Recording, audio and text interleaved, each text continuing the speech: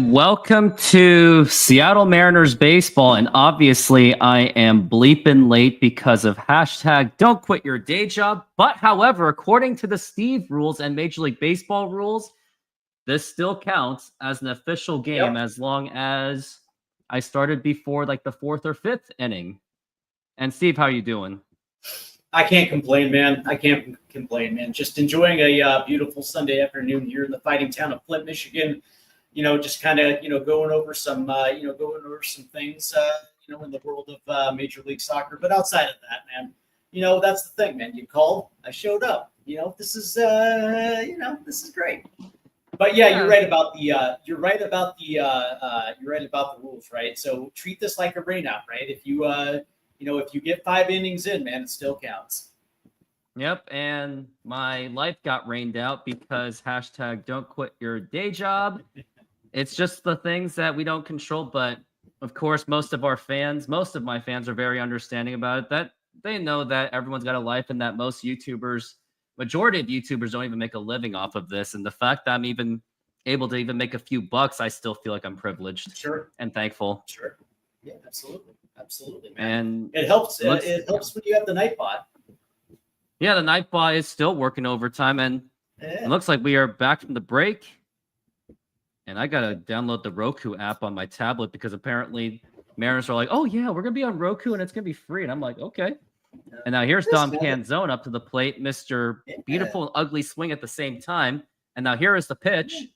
And that's going to be in there for a strike. How about the Dom batting? Looks like he's batting, what, 291? He was batting like 320 before, so he actually has struggled a little bit previously. Now here is the pitch. And that's going to be a foul ball, strike 2. Yeah, but it looks like he's rebounded a little bit from his first stand up in a Mariner uniform. Went down to the farms, adjusted a few things, and look, man, he's coming back. Hitting above 240, which that seems par for the course for the Mariners. And now here's the pitch, and a swing and a miss, strike 3. Just as you said it, he strikes out, and that is going to be 1 out. Okay, so maybe you got ahead of myself. Maybe I just got a little ahead of myself. Well, yesterday he actually did get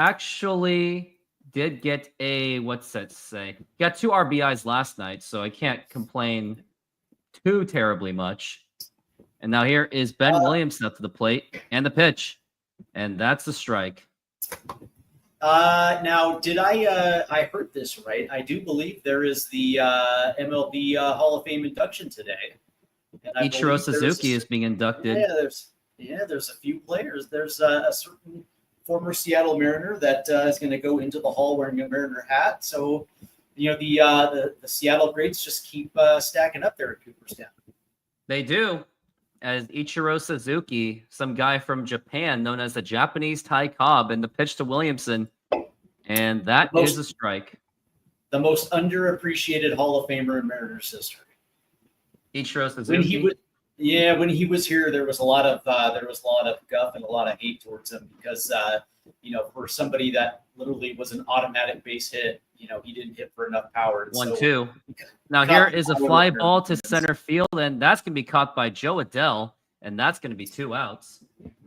RGR 21. He stole the show yesterday. Not only did he subscribe to my membership, he also broke the record for the donation in the history of Rooftop Sports. $60 just surpassed William Cook. Oh, wow. Look at that, man. Breaking records, RGR. Mr. RGR 21, man. I'm sure that Mr. Rooftop here was very appreciative. I think I kind of nearly got a heart attack while going over the game. Yeah, I hear you.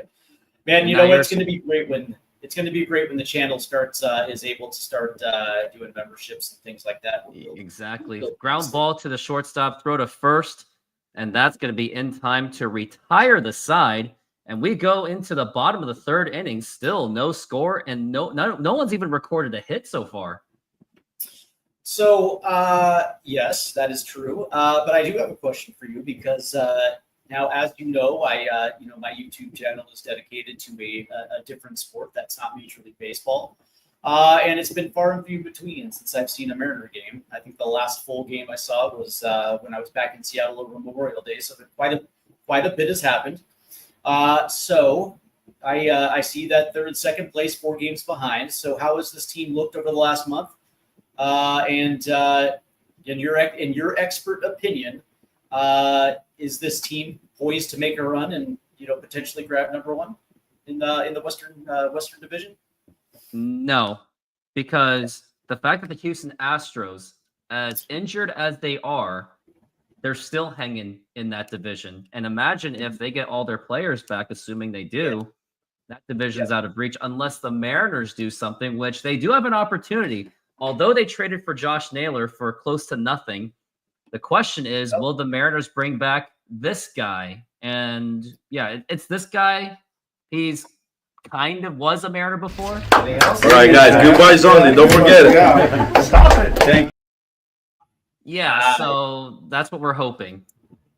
But the question is, how much will Jerry Dipoto be willing to swallow his pride? Because I don't think that the Diamondbacks will take back Carlos Vargas and some backup catcher for Gino Suarez. I'm pretty sure it's going to be worth a lot more than that.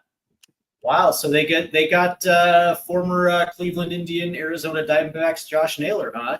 292, 11 dingers, 59 RBI. 104 hits. That was a name that I think you and I discussed over the course of the last couple of seasons as a very good fit for the Mariners.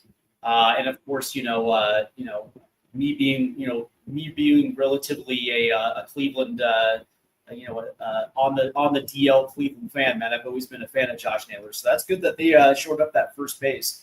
So where does that leave Luke Raley? Luke Raley hasn't really been playing much recently, so I wonder if he's going to be a trade candidate. And it makes you wonder what's going to happen with Dylan Moore if the Mariners make any more moves. Like if they get Gino, you would assume that like Solano is going to be gone as a DFA and possibly Dylan Moore. And now that here's Rengifo, and that is going to be a foul ball. So is this Eugenio Suarez love coming strictly from you, or are there leaks? Are there rumors that the Mariners are interested in bringing him back? Rumors that Mariners, I want him back badly. The pitch, and that's going to be a strike. So it's a combination of everything, but it is rumored that Diamondbacks are looking for that right price for him. Because again, I don't think Carlos Vargas and a backup catcher is going to get it done for him because of how he's been doing this season. I thought it was Carlos Vargas, a backup catcher, and a bag of balls for him. I thought there was a bag of balls. Yeah, there was a bag of balls. Yeah. All right. So Logan Gilbert just got the strikeout. Yeah. What's your last question? Last question for you is, how has George Kirby looked since he's been back? Very on and off. He's actually been walking slightly above usual, but he had a good outing yesterday. Well, where's his velo at? Is it still in that 96 to 98? Let's find out. And here is Campero up to the plate. And he's going for a bunny attempt, popped up, and that is fouled. Yeah, George Kirby Savant. Let's see where it's at this season. Just curious. He had the shoulder injury to start the season, and I usually am a little wary when it comes to shoulder injuries because the first thing that you notice is the velo kind of ticks down. So he's at 96 this season in average, but that's like his typical. And the pitch and that is a strike. Yeah. So but I have noticed that there is a new face of the franchise with this club, and of course I'm talking about Calvert Raleigh, who has stepped out. Now here's a ground ball right to Josh Naylor. Throw to first, and that's going to be barely in time, and that's going to be 2 outs. Good play right there by Logan. Who stepped out of the shadows of one Julio Rodriguez to not only be the leader of this team, but also be the face of the franchise. And of course, I think he, now correct me if I'm wrong, he also won the Derby as well too at the All-Star game. So he did win the Derby. Yeah. This is his breakout here, man.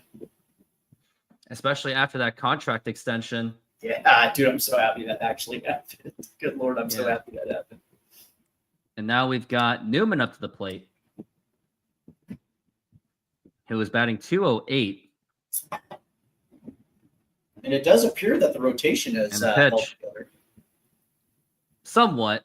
and that's going to be outside for a ball. Some things that they need is not only do they need that third baseman, they also need desperately a bullpen arm, especially when Carlos Vargas and Eduardo Bizardo is considered like one of your best bullpen pitchers. That's saying a lot in a bad way, other than Matt Brash and Munoz, but they can only do so much. And it only seemed like it was a matter of time that they were going to give up runs because they've been carrying the team for so long that something was going to happen.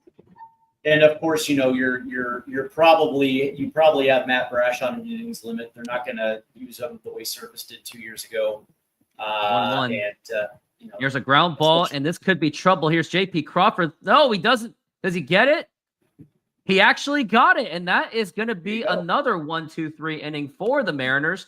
We go into the very next inning, top of the fourth, and this game has been breezing along. And what are your thoughts about the Suarez thing? Like, should the Mariners just say, screw it, swallow the pride? I know we have to give up a lot more, but let's do it. Or should they say, no, let's hoard our farm system to hostage? That's a good question. See, I was always a big fan of Suarez, right? I didn't necessarily agree that he was one of the biggest problems of the 2024 season, the 23 season. I'm getting my the 23 seasons where you had a couple 200 strikeout candidates in that lineup, right? I didn't necessarily think that he was necessarily the problem.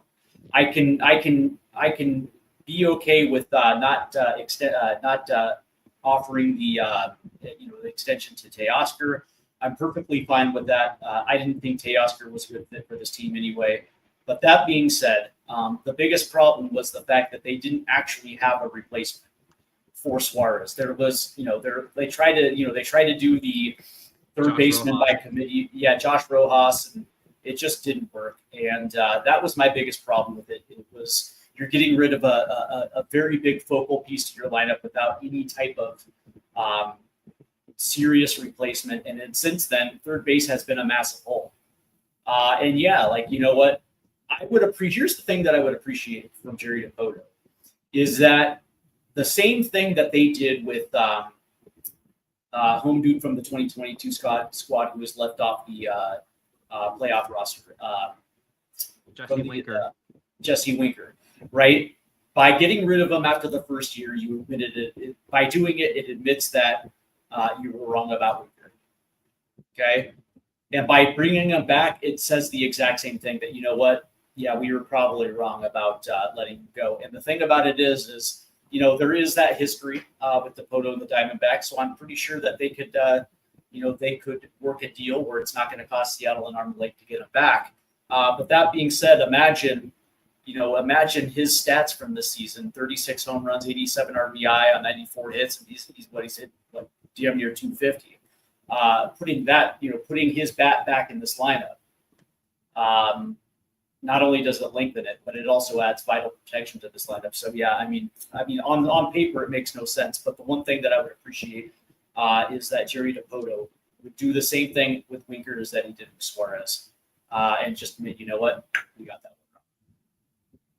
He'll never admit to anything. Never will. Yeah. Now here is JP Crawford up to the plate by Hendricks, and now here's the pitch, and that is going to be low for a ball. Well, we know that he's an egomaniac, though. The Dipoto philosophy, Dipoto ball, if you will. He's setting out to prove that he knows exactly what he's doing. But outside 2-1, swing and a miss, strike two. The perfect way to explain Jerry Dipoto is that he's an egotistical narcissist. Yeah, I would agree with that. And outside of one playoff campaign in 10 years at the helm.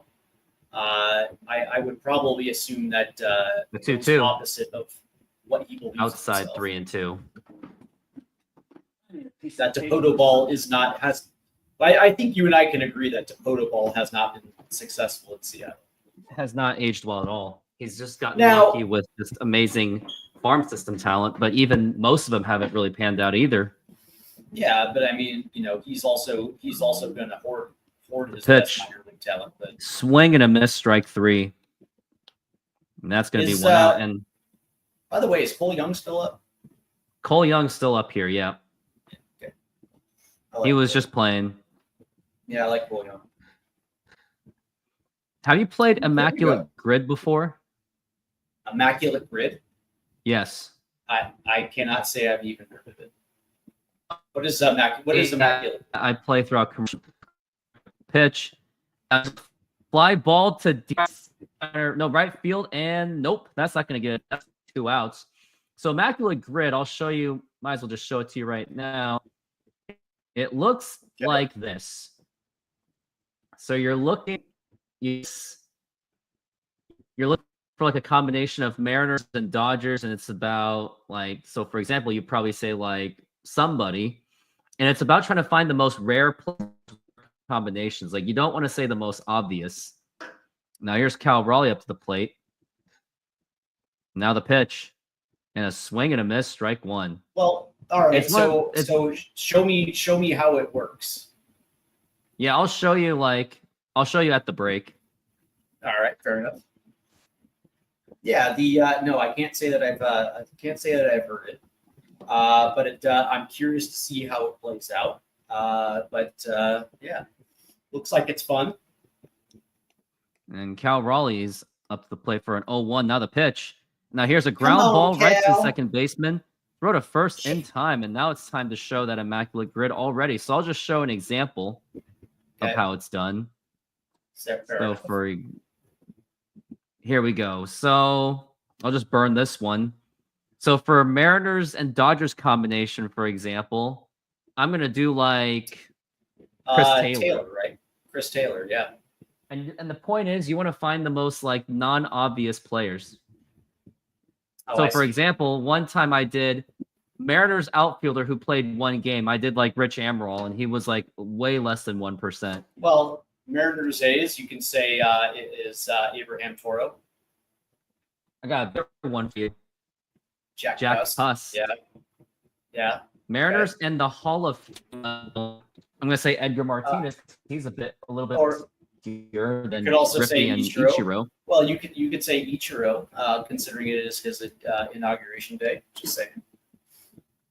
I should have. Ty Cobb. Let's, Ooh, that's a big one.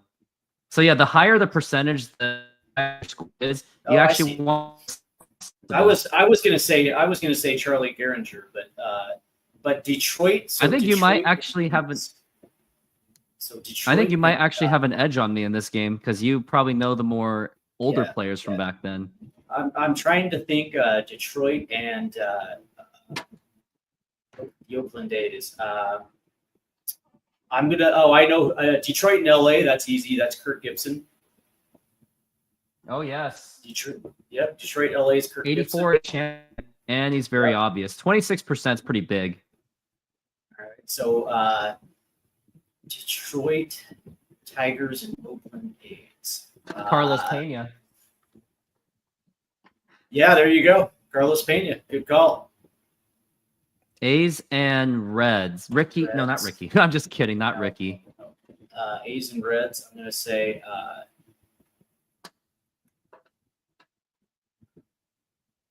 Reds Dodgers. No, if it was Red Yankees, I would say Deion Sanders. Reds Dodgers. How about? Let's see.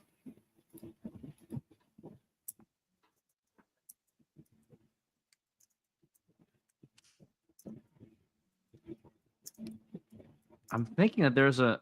Oh, Scott Hatterberg for the A's and Reds. And then we are back from the break. Let's see if we can come up Let's with... see. How about? Oh, here I got one for Detroit and Oakland. I got one for you. Yeah? Brandon Inge. Oh, well, I can't fill it in anymore. Oh yeah, okay. So hold on real quick. So former Cincinnati Reds who played for. And now we're at 1-0 for Neto. Zach Neto, the leadoff hitter. And now here is the pitch. And that is going to be low for a ball as we're at 1-0. I was thinking, what's funny is I was thinking, here we go. How about, I got one for you right here. How about, And the 2-0. Now here's a line about- drive to left field, and Rosarena makes the catch. Nice diving stop, and that's gonna be one out. How about Who you got? Yasiel Puig? Yasiel Puig. I didn't think of that. Yasiel Puig is a good one. And he's a pretty big number too. So I think you get the idea of how the game works. Yeah, that's actually pretty interesting, man. I like it. So Reds in the Hall of Fame. Yeah, but Junior, the problem with Junior is that he went in as a Mariner. But yes, He played did. for the Cincinnati Reds. Yeah. He just happened to. And now we got Mike Trout up to the plate. And now here is the pitch. And that is a strike. I wonder how RGR21 there in the chat thinks of the 2025 Seattle Mariners as a whole. Yeah, let's ask. What do you think of it, RGR21? This is up to you. I was thinking that 0-1 pitch. we are Swing and a very miss, strike close two. to the trading deadline, and clearly the upgrade would be at third base. But I also feel like this is a season where the Seattle Mariners should gamble and try to go for it. You know what I mean? After two straight seasons where they collapsed. And strike three called, down goes Trout. And yeah, like I agree, because also they have to consider the window is closing for The window's closing. George Kirby, right? Logan Gilbert, Randy if you wanna Arozarena. There's a keep- lot of players. That's correct. And that's the question was our RGR21 is how you feel about the 2025 Mariners. Because I actually feel like this is the season where you push all your chips into the table. Clearly they need a third baseman. I probably would assume that maybe on top of the bullpen arm that you want is maybe even try to find another arm for the rotation. If not a number 5, or at least somebody that you can stash in the bullpen that can spot start if you need it, and maybe another outfielder. Yeah. As we're here is Nolan Shanuel, one of the best is pitchers home- on the Angels, The former pitch. Houston Astro, and that is a strike. the former Houston Astro outfielder that we picked up earlier this year. They The DFA candidate that we got. who did we get out of Houston? But I know Yeah, I the think Mariners got Taylor Trammell out of DFA from the Mariners. Let's find out. As we're at 0-2 Yeah, 'cause for Nolan Shanuel. We picked And up the pitch. Low an for a ball. outfielder. I'm just trying to think. No, that was Leody Taveras out of Texas, but that didn't work out. Okay, yeah, Leody Taveras. That's right. Was he released? He was released recently, and that's why Dom Canzone's on the lineup. Fair enough. And As we are at and 1-2. And I assume that Dom Canzone is playing what, right field? Yeah, right field. Now here's a liner, and that is going to go through for a base hit. And there goes the perfect game for Logan Gilbert. And now we got a man on first base. And this is usually where the Mariners just have a meltdown. They pitch no hitters, and then when they give it up, they usually have like a 5-run blow up. Numbers wise, it looks like Julio's having a pretty solid. He's had a fantastic series in Anaheim because he loves to play in Anaheim. It's his best stadium to play in. I guess he loves that California beach vibe weather. Now here's the pitch to Ward, and a swing and a miss, and that is strike one. So do you want to for commercial break, do you want to play the Immaculate Grid, or do you want to watch a softball highlight of mine? We're gonna go grid, then softball highlight. All right, I'll let you go first. The pitch, Okay. and that's gonna be low for a ball. And the rules is you only have as much time as the commercial break. As soon as commercial break is over in that first pitch. Oh no, it's we're gonna have over. to keep that. No, we're gonna have to keep that grid up just like we did last time, because I don't think I'm gonna be able to move that fast. But I'll give it my shot. I'll give it the best shot. I mean, but we don't have to it's more fun. I'd say it's more All fun right, on a timer. That's just me. All right. Okay, fine. We'll do it on the timer. Yeah. You win. As we're at 2-1, and be right back. I got food being delivered now. PR. BRB.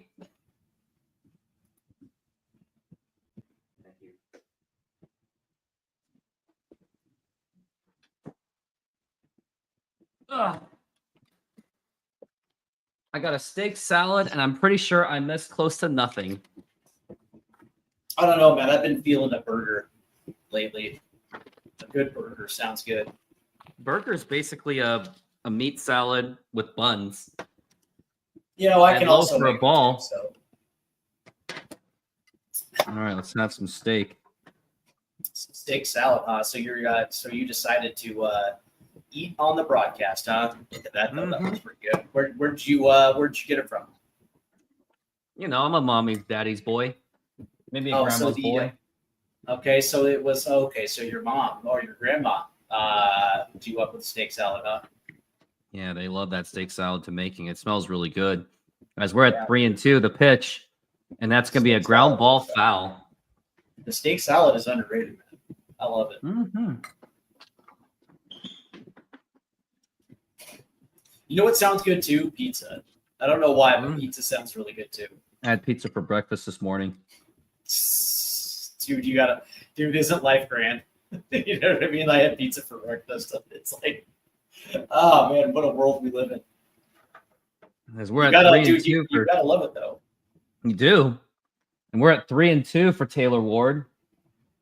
Let's hope that Do you know Logan what, Gilbert can just get this guy out.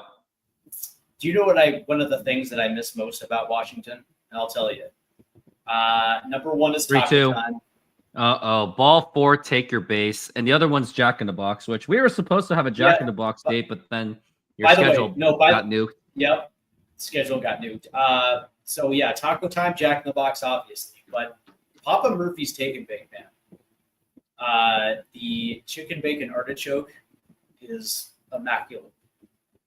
And I have yet to get a pizza out here that makes me smile as much as that pizza did back in the day. But yeah, I do miss the good take and bake. Still surprised that Michigan doesn't really have much.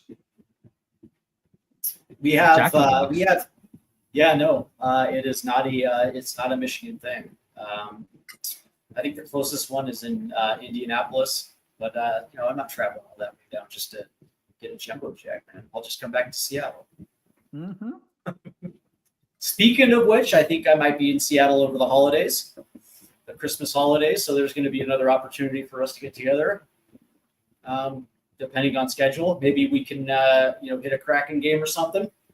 Kraken, Thunderbirds versus Everett. I would even do that too. Cheaper I can too. make my way down. I can make my way down to the ShoWare Center. I think you meant make your way up based on where you're from, or make your way from the east. Well, And the pitch. I usually stay in Issaquah when I'm in town. So Well, yeah, still live pretty close. And as you can tell, my background's a little bit different because I moved to Renton recently, Lower Kennydale yeah, you area. told me that. Ooh, okay, a little Kennydale Pretty- action. Yeah, as How we're was at the, 1-0. The pitch, So low for a ball. Did you get yourself an apartment out there? We all moved as a family. Okay. All right. Well, excellent. Congratulations. I just made a major purchase myself and bought a new truck. So I'm pretty happy about that. Proper Michigan vehicle. Is it a Dodge? A Dodge Ram? No, it's a General Motors vehicle. It's a Chevy Silverado 1500. I'll do it 2-0. And I that's got it going on to be sale, a ground though. ball foul. I got nearly 15 grand off of MSRP, and I got a $65,000 vehicle for just under 50. So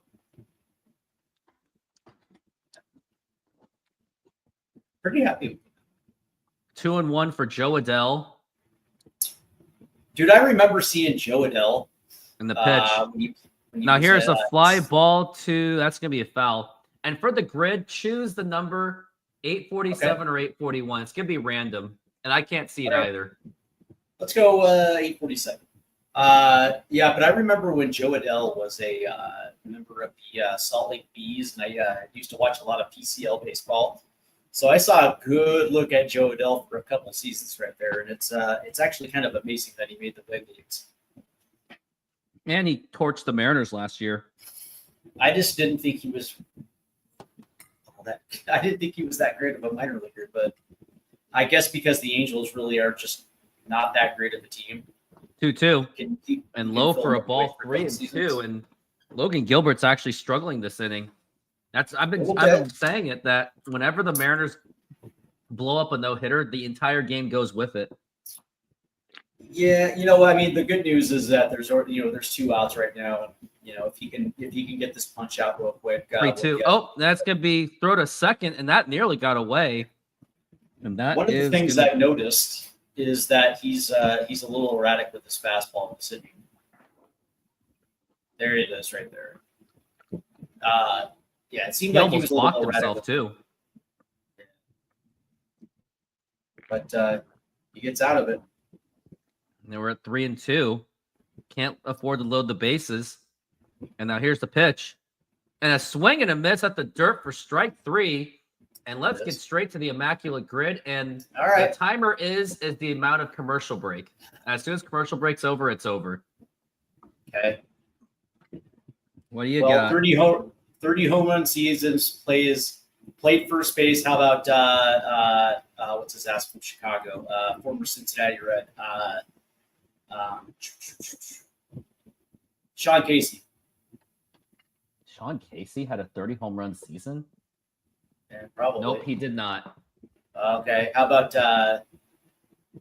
all right, played third base, 30 home run season. How about Chipper Jones? That I can attest. Okay. Pretty good, 2%. 30 home run season, 100 RBI season. Let's go with let's go with Junior. I have a feeling that's going to be a big one. Oh, 1%. How do people not know that? Played first base. 30 home run season. Let's go with Tino Martinez. I was actually going to say that too. Hayes is pretty obscure. Yeah, you're off to a good start. All right, so 300 career home runs, played first base, Todd Helton.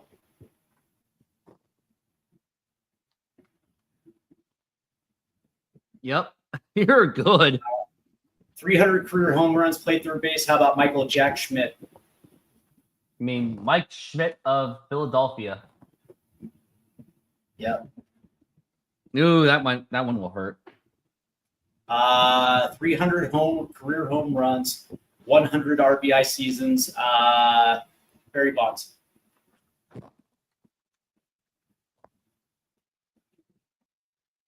%, not bad.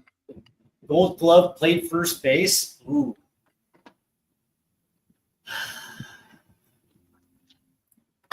Good question.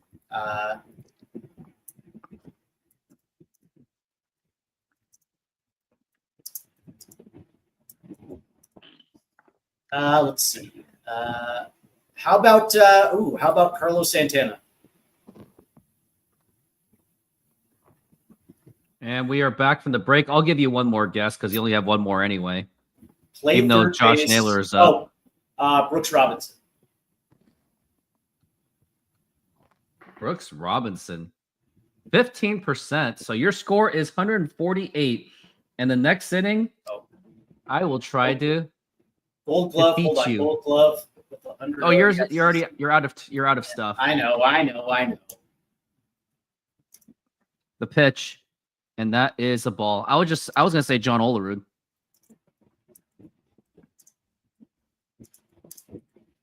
Oh, I'm not looking forward to what I have. That's all I'm gonna say. Is we're at 1-1, and now here's the pitch to Naylor, and that's gonna be popped up and fouled. Do you know who that? Do you know who that? My final answer would have been. What? Won a Gold Glove with a 100 RBI season. Andre Dawson.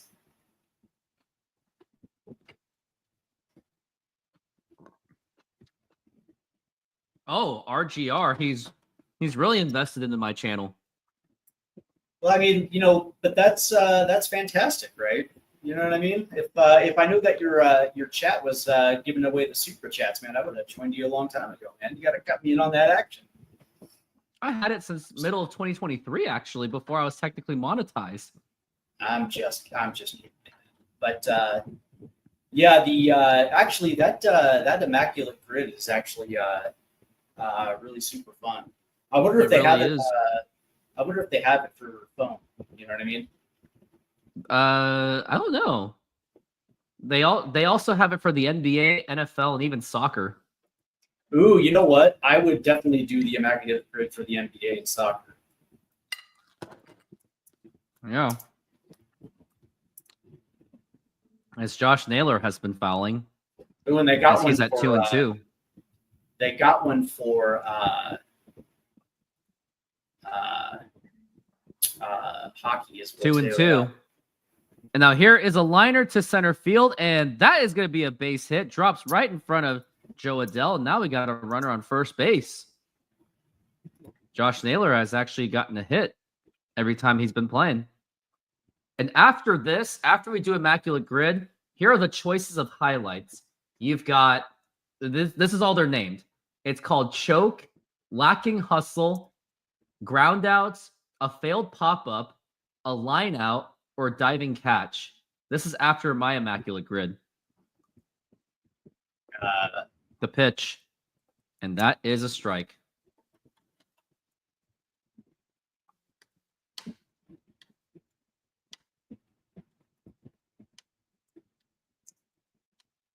And here's Randy Arozarena, who is 0-1. The count. And now the throw to first, not in time. And also, Trident actually had a question for you from last night. So he's noticed that I'm not going to get to the 100 goal, which I'm not at all, unless I basically quit my job and quit softball, which I'm obviously not going to do that, as we're at 0-1 for Randy Arozarena. Okay. And the throw to first. So if the Mariners make the playoffs, would you still count those games, or would you only count it for regular season only? For the legitimacy of 100 streams. Say that again. So, and now here's a runner goes, and now here's a throw to second, and Josh. So I'm very unlikely to make it to 100 streams because I'm at 45. I'm on pace for 80 something. But let's say the playoffs have started. You're talking about for my today's stream? No. Like, okay. He's wondering if Mariners playoff games would count towards my 100 stream goal. Would you count that, or are you like regular season only? Oh, no. Playoffs definitely do count. Playoffs definitely do count. Now, where are you at? So that was the question that Trident asked you yesterday? He did. Okay, if the playoffs do count. What number are you at right now? 45, and I'm on pace for 88. So let's see. From the start of the season, as we have one out, by the way, my live stream so far, I've done 30 so far.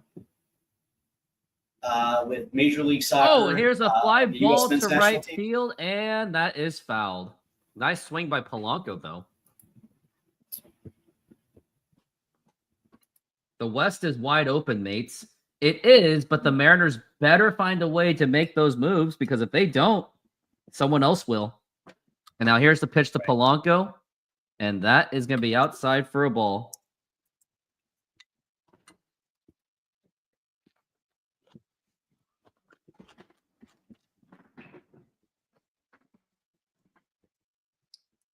As they're at 1-1, and the pitch.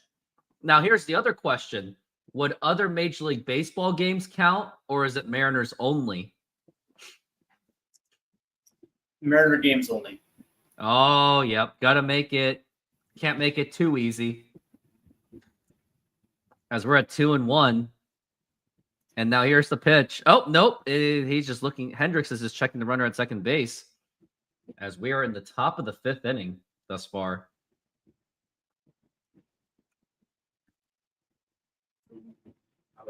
As we're at 2-1. And the pitch. Check swing. Did he go? Yes, he did. Now that's going to be 2-2 on Jorge Polanco.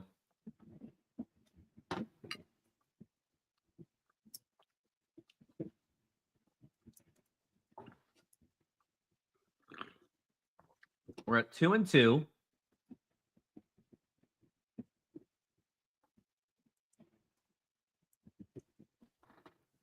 And now here is the pitch.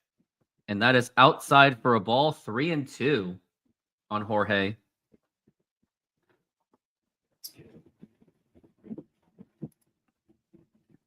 After this inning, or after this outing by the Mariners, I will do my immaculate grid and see if I can beat Steve-O's 148 to 3-2.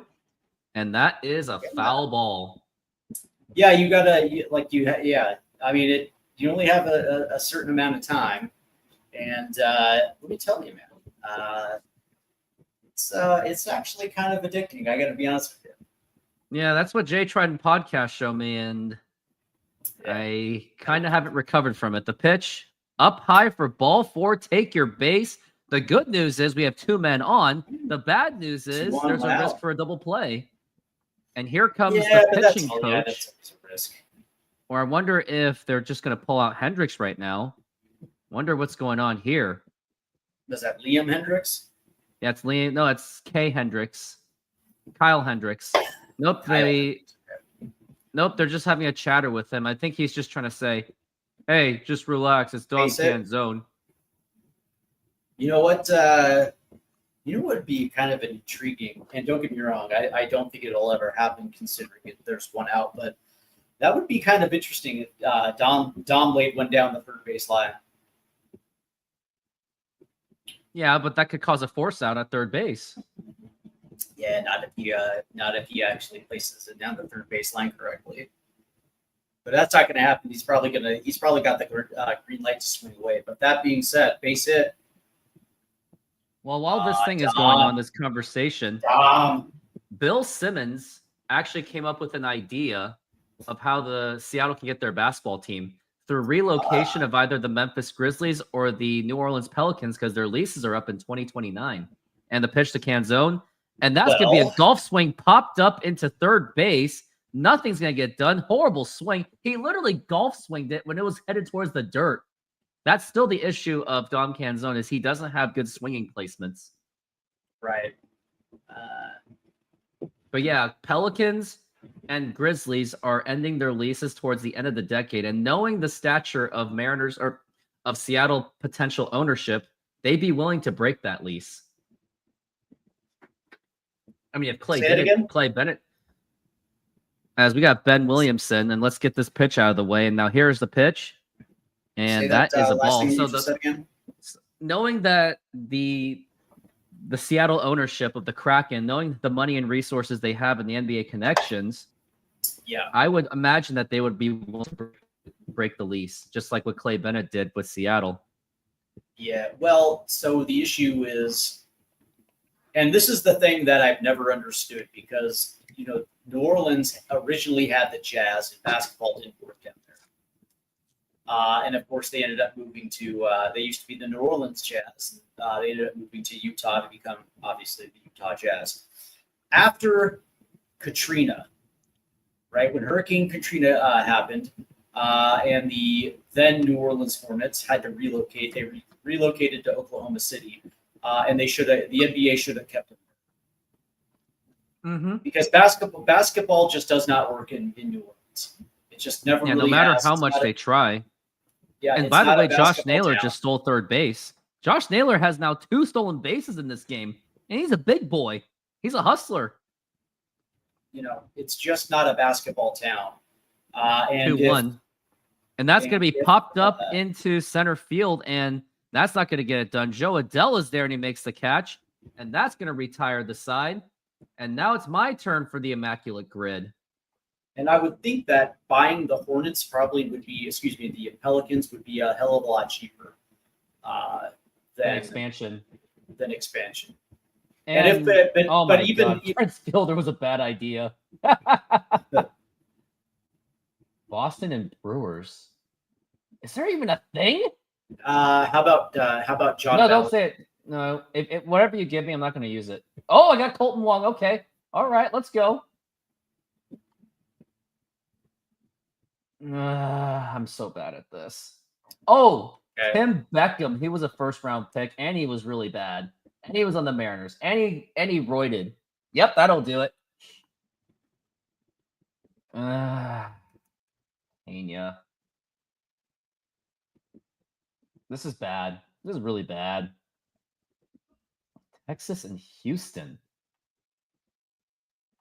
I almost want to say like Josh Reddick, but I don't think Reddick played for Texas. Boston and Houston combo. That's a weird one. Yeah, that is. Texas. Josh. No, I don't think he was a No. first round pick though. He wasn't. Try Evan Carter. Nope. I'm Nope. pretty much screwed already. Yeah, you are screwed. First round pick from the Boston Red Don't Sox. even say it. No. Here, I'll try this. Oh, Jason- Nomar Garciaparra. Jason Varitek. Nope. He wasn't I- a first round pick for the Red Sox. He was a first round pick of the Seattle Mariners. I guess it was first round pick, and he just happened to be somewhere. Oh, I think that's what they're okay with that. I'll just do Alex Rodriguez because I'm lazy.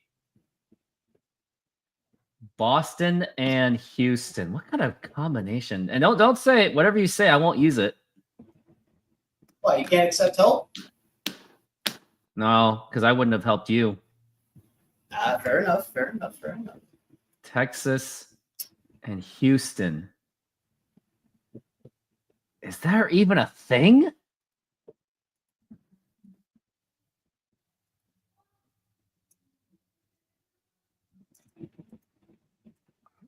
You win 373.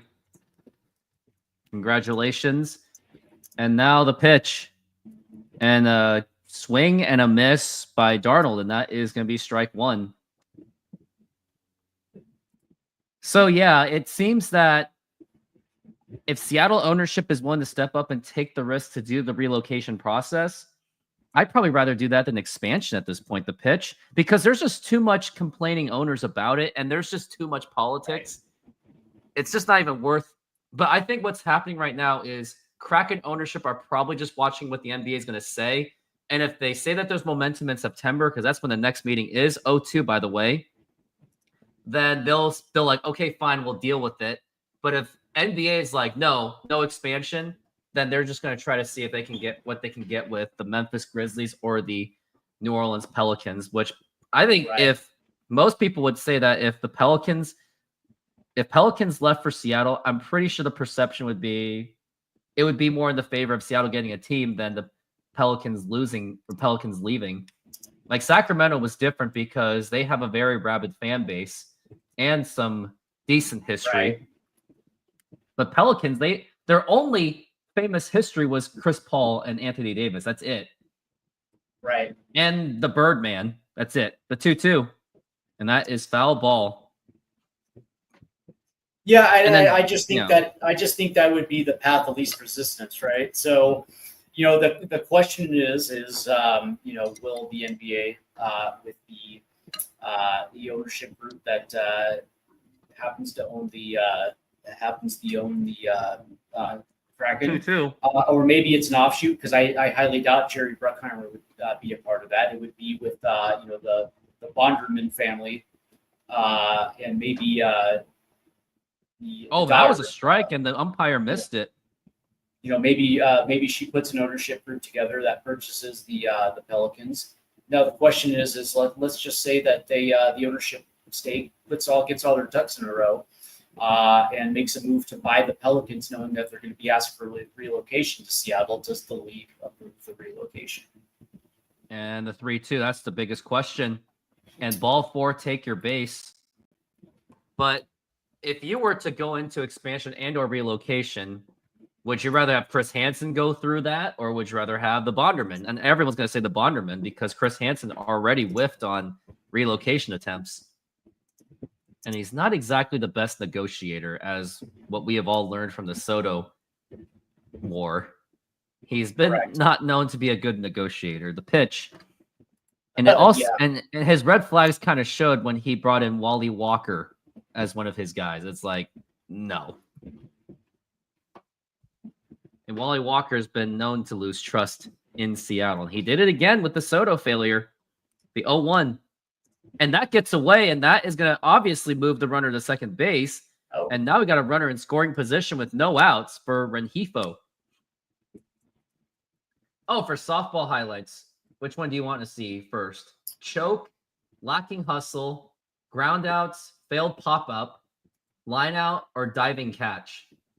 You pick. No, you pick. Let's go. Say those again.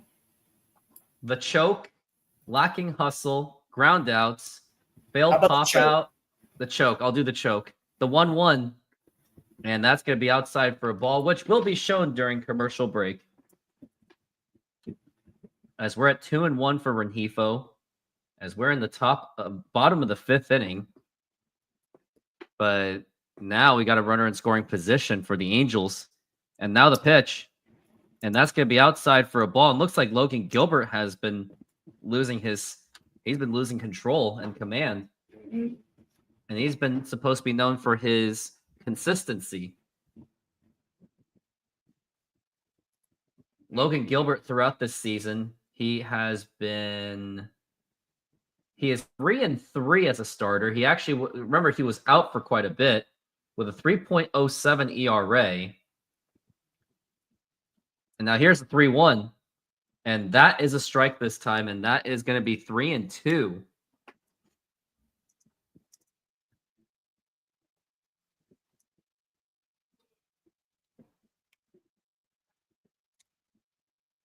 And now we're at 3-2.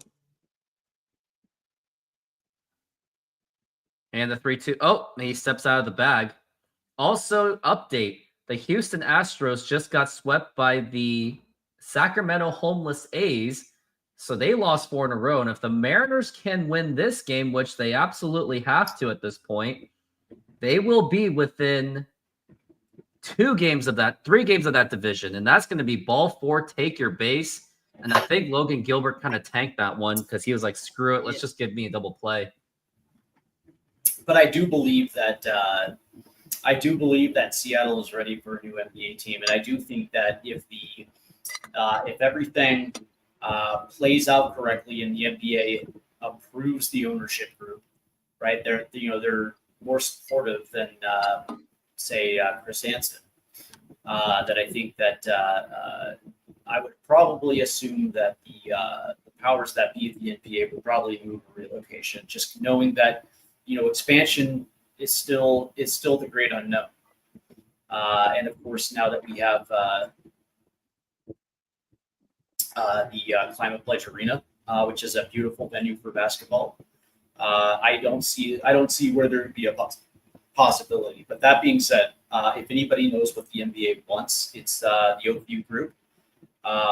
Considering that they were the ones that put together the ownership group with the Seattle Kraken, so I would probably assume that they would put together an ownership group to buy the Pelicans that would The pitch. be Now here's a positive. bunting attempt, and that is fouled.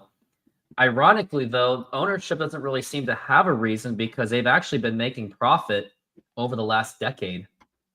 So that's But the let other me thing. ask- I've been looking up. Let me ask you a question. What would you rather have, the Pelicans or the Grizzlies? Right now, I'm fine with these. As a basketball team, yeah, the Grizz, right? well, all they got is Ja Morant. That's the problem. And now But And that but at is, least hit by pitch. you're starting, the Supersonics out with Supersonics off with the face of the franchise. You know what I mean? At least you're starting to at least you're essentially what you're doing is, when you're relocating in year 1 in Seattle, it's essentially going to be an expansion team anyways, right? Because we're not taking the Grizzlies history with us.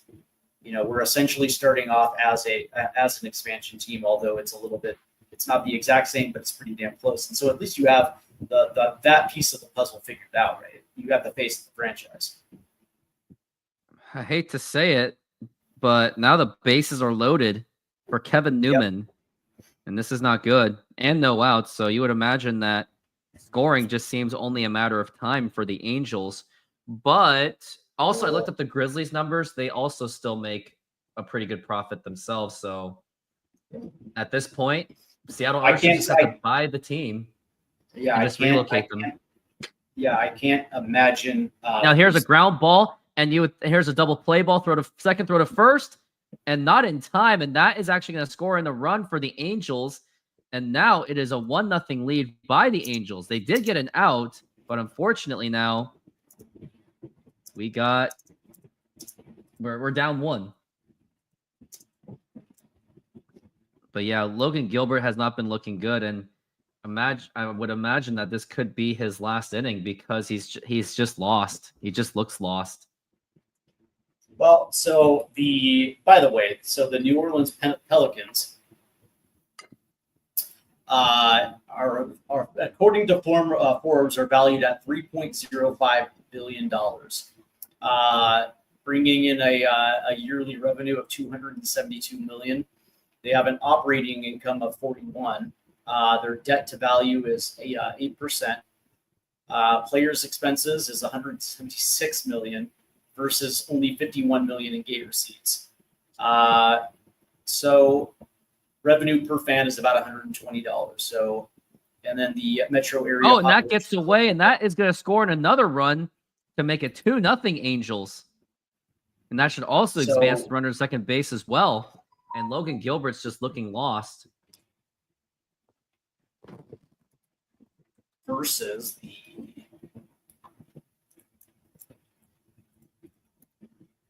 aren't the Grizzlies aren't they popular in Memphis or no?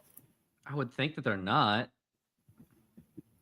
but I don't know. So, but here's the thing, right? So they're valued at $3 billion, with a yearly revenue of 291, an operating income of 44. Their debt to value is 11%.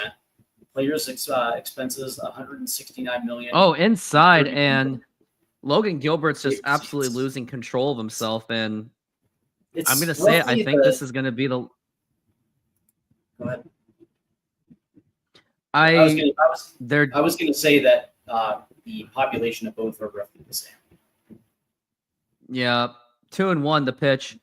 And I would say that New Orleans as a market seems to be in a much worse shape than Memphis. Memphis is actually a growing market. So I think, now to think of it, New Orleans is probably the more favorite. Well, I would also think that both Tennessee and Kentucky are big basketball states. And granted, 3-1 ground ball foul. Tennessee isn't Kentucky when it comes to basketball. But that being said, I always thought that the reason why Memphis was able to make it work, the Grizzlies were able to make it work, is because they at least had a strong supporting fan base that was able to keep them still competing to operate. But the problem with New Orleans is it's like they're just never going to be able to compete with the Saints. That's a Saints town. And now the 3-2. And now here's a fly ball to left field, and that is going to be caught by Rosarena, and that's going to move nobody. But we have 2 outs, thank goodness.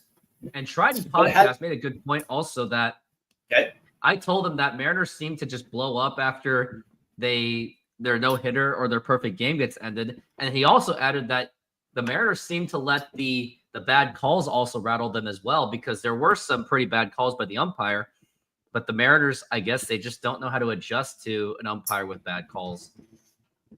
Yeah, it also hasn't helped that, I think we only have 1 hit through 5. So that's also not helping the cause for Logan Gilbert. Yes, Logan Gilbert's starting to feel that stress and pressure of no run support. And now we got Mike Trout up to the plate. Yep, I already see the scoreboard. So it's at this point, it's just about how I act about it. It's going to be a Trout 2-run home run. That's what I'm seeing. And now here's the pitch. And now here's a fly ball drilled to right center field. Forget about that one. That was just absolutely nuked by Mike Trout. And the Mariners and the Angels just extended that lead to 4-0. Logan left that 2-seamer just high up in the zone, and Mike Trout's never going to miss those pitches. So all of a sudden now it's the 5th inning, and Logan finally, they finally tattooed Logan. So yeah, and this isn't anything new, because we saw this last inning as well too, right? His fastball location started getting a little erratic. He wasn't able to He wasn't able to throw his off speed in areas where he would like, and I'll give the Angels credit because they stayed patient, and then finally in the 5th inning. Yeah, he really just seems lost. And Fritz, good point. He says Dan left him on the mound with no visit, even though he's completely lost it. And Dan Wilson didn't. That's what you got to do as a manager. You just got to go up there and like calm him down. Yeah, but you know what though? It's also, Logan's a veteran by this point, right? So you want to let your veterans try to work through it. You don't want to necessarily have a quick hook. I would probably assume that if Logan got blown up in the 1st and 2nd innings, that's something completely different. But that being said, he looked pretty good through the first 4, and you're gonna trust a veteran pitcher to try to get out of damage. But the 1-0 pitch, and that's gonna be popped up into foul Ben Williamson, and that's gonna drop in for a base hit. And now we got Shanuel on first base, and no, he actually got to second base. He actually hustled because he was just running it all the way. And now this team just seems lost. Ben Williamson took the wrong path to that ball, instead of a bloop single, all of a sudden now he ends up getting a bloop double. And if Logan's not careful, this thing is going to be a 5-0 Angels lead. So I hope he's able to get out of this inning and has a short-term memory. But that being said, I would probably assume that if he does get out of this inning, we're probably going to see somebody new there at the bottom. Yeah, I saw Casey Legumina just warming up, and it seems like he probably should have warmed up at least 10 minutes ago, especially with how it's been going. But that seems to be a mismanagement on Dan Wilson right there, as we're at 0-1, and that is a strike. Casey Legumina. Like I would say after the season, if Mariners don't make the playoffs, I think everything should be on the table. Firing Jerry Dipoto, firing Justin Hollander, and even Dan Wilson's name should be included as well. He hasn't really done much better either. And swing and a miss, strike 3, and that's going to retire the side. I do like his management style far more than Scott Servais, but what I will say is I definitely agree. But you and I have been saying this for 3 years now that Jerry Dipoto's time should have came to an end after last season. Back-to-back choke jobs that unfortunately the Mariners weren't able to get to a playoffs, and of course his last 2 off seasons made absolutely no sense.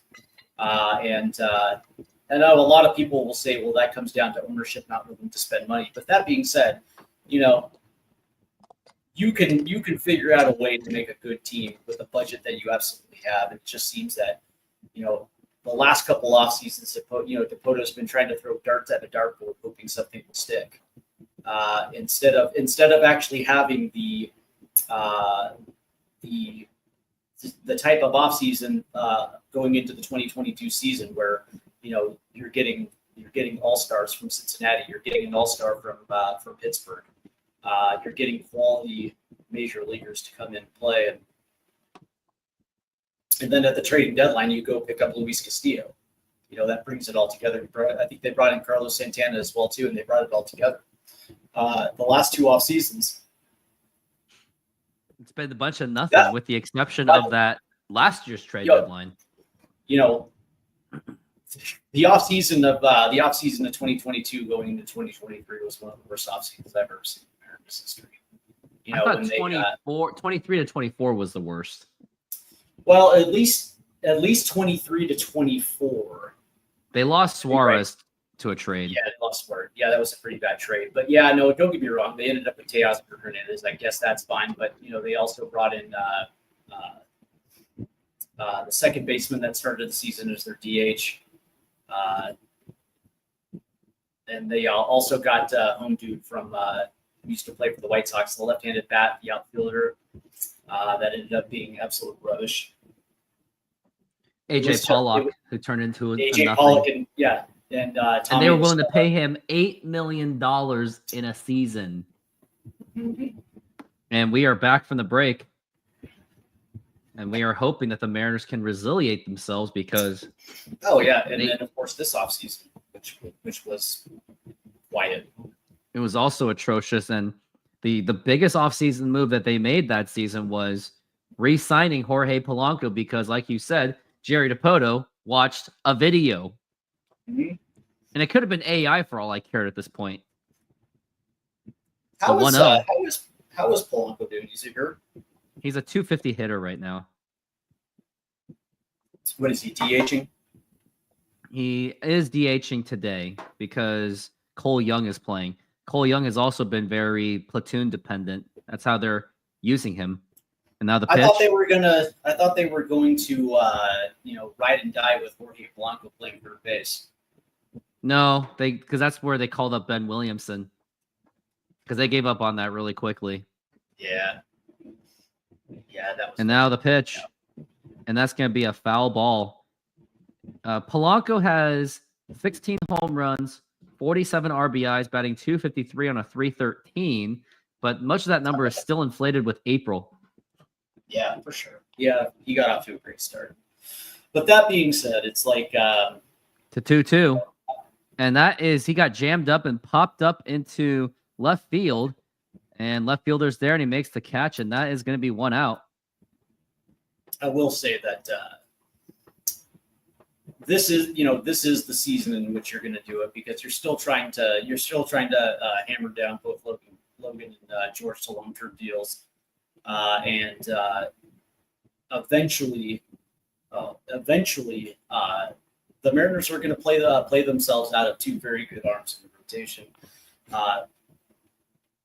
Eventually, what's going to end up happening is now here's a fly ball to center field, and that actually might go. Center fielder Joe Adell, he makes the catch.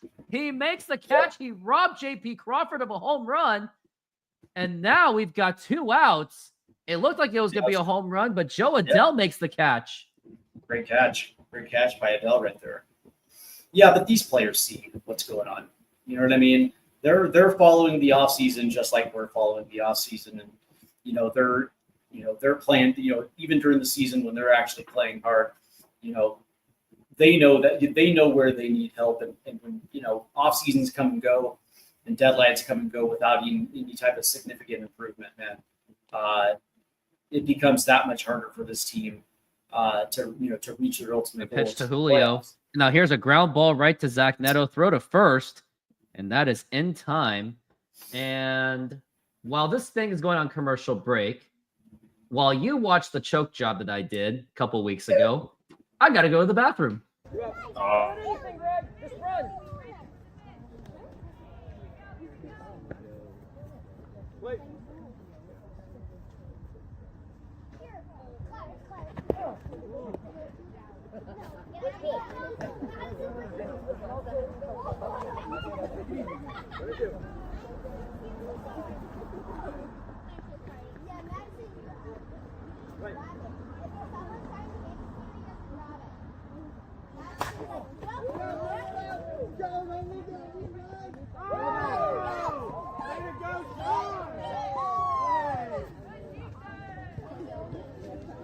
I had an opportunity to hit the game winner with myself at the plate. I was the scoring run, and I popped out.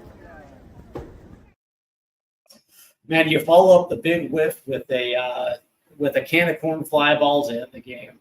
Man, you could have been the hero. You really could have been the hero there. Yeah, I review film all the time, of course, because since I'm a content creator, I also watch film. The biggest thing I noticed from that swing with that pop out or that fly out, whatever you want to call it, I kind of did a golf swing. So that's a recipe of disaster right there. A little bit, right? Yeah, you got under that one and, flew out to lose the game right there. But yeah, what was interesting was the play before you made contact with the big whiff right there. I was like, oh, you left a 3-foot hole right in front of you. I was like, oh, that's such a whiff and a half right there. It is. And the crazy thing is the team, we have a very talented team, and I nag them to practice all the time, at least once a week. Almost like none of them do it, with the exception of my friends that are on the team. They'll practice with me, but everyone else, they're like, it's like secondary to them. Yeah, we got jobs, family.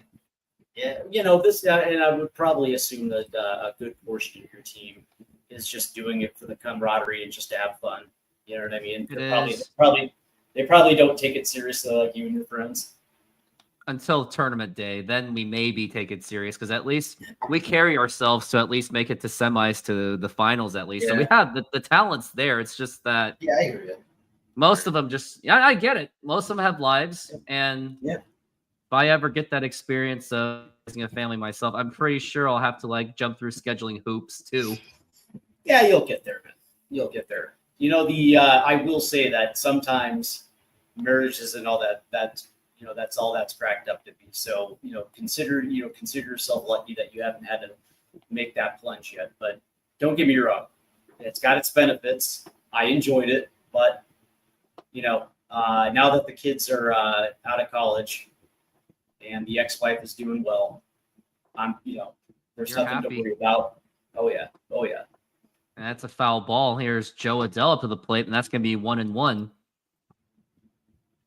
But yeah, the choke job, I actually leave it there. I left it there in my video files just to have people laugh at me and hold myself accountable. That's how I see it. I gotcha. And and Joe Adele just struck out, and that's going to be 1 out. As Casey Legumina, by the way, he has just taken over for Logan Gilbert, which understandably so because he really had a meltdown in the 5th inning, and you just couldn't keep him there anymore. Yeah, that's absolutely right. And the interesting thing with Logan is if he's not, if he's not locating, these type of things happen. And the interesting thing though is he started out actually incredibly well. He had a perfect game, but that's what Mariners do. They pitch these perfect games and no hitters, and then they give up the 1 hit, and it's like as if the sky is falling. But I guess they let it rattle them so much. Yeah, I don't know. I don't know if it's necessarily that. As it is, you're going through the second time. 0-2. A lot of these guys have seen him already. Knows exactly how to attack him. If he's not locating, then they're just going to be patient and swing, and that's exactly what happened. And we have a foul ball, by the way, as we're at 0-2 for Darnold. And now here's the 0-2 pitch. And that is outside for a ball. And this umpire is not giving anything. That's all I'm going to say. The umpire's not giving squat. He reminds me of the umpire that I have in softball. He has the smallest strike zone I've ever seen. And the 1-2. And that's going to be outside for a ball. Who was the terrible Angel Hernandez? Yeah, Angel Hernandez. Laz Diaz was pretty bad. 2-2 pitch. And now here's a fly ball to left field, but Randy Arozarena is going to be there. And he makes the catch, and that's going to be 2 outs. John Hirschbeck was one of the greatest umpires of the last 50 years. That dude was. I used to watch Randy Johnson pitch when Hirschbeck was behind the plate, and that dude was very consistent in the strike zone making calls. It seems that umpires these days have no consistency with the strike zone, the pitch, and that is a strike, which is why the ABS system is only a matter of time. Oh yeah, for sure, as it should be. You can keep your umpires for plays at the plate and things like that, but 0-1. Now here's a fly ball to left field, and that is fouled. That's the problem with today's umpire. It's consistent umpires. They're consistently inconsistent. You'll see the umpires from month to month, and you'll see the differentials in their strike zones from month to month. Now here's a ground ball right to Ben Williamson. The toss over the first, and that is in time for the 1-2-3 inning. But going back to ABS, the umpire would still be there to call balls and strikes. It's just that managers will be allowed to review. But the question is, how many ABS calls and reviews do they get is the big question. 3 per game. I guess so. 3 per game would be all right. I've got lack hustle, ground outs, failed pop-up, line out, or diving catch. Diving catch.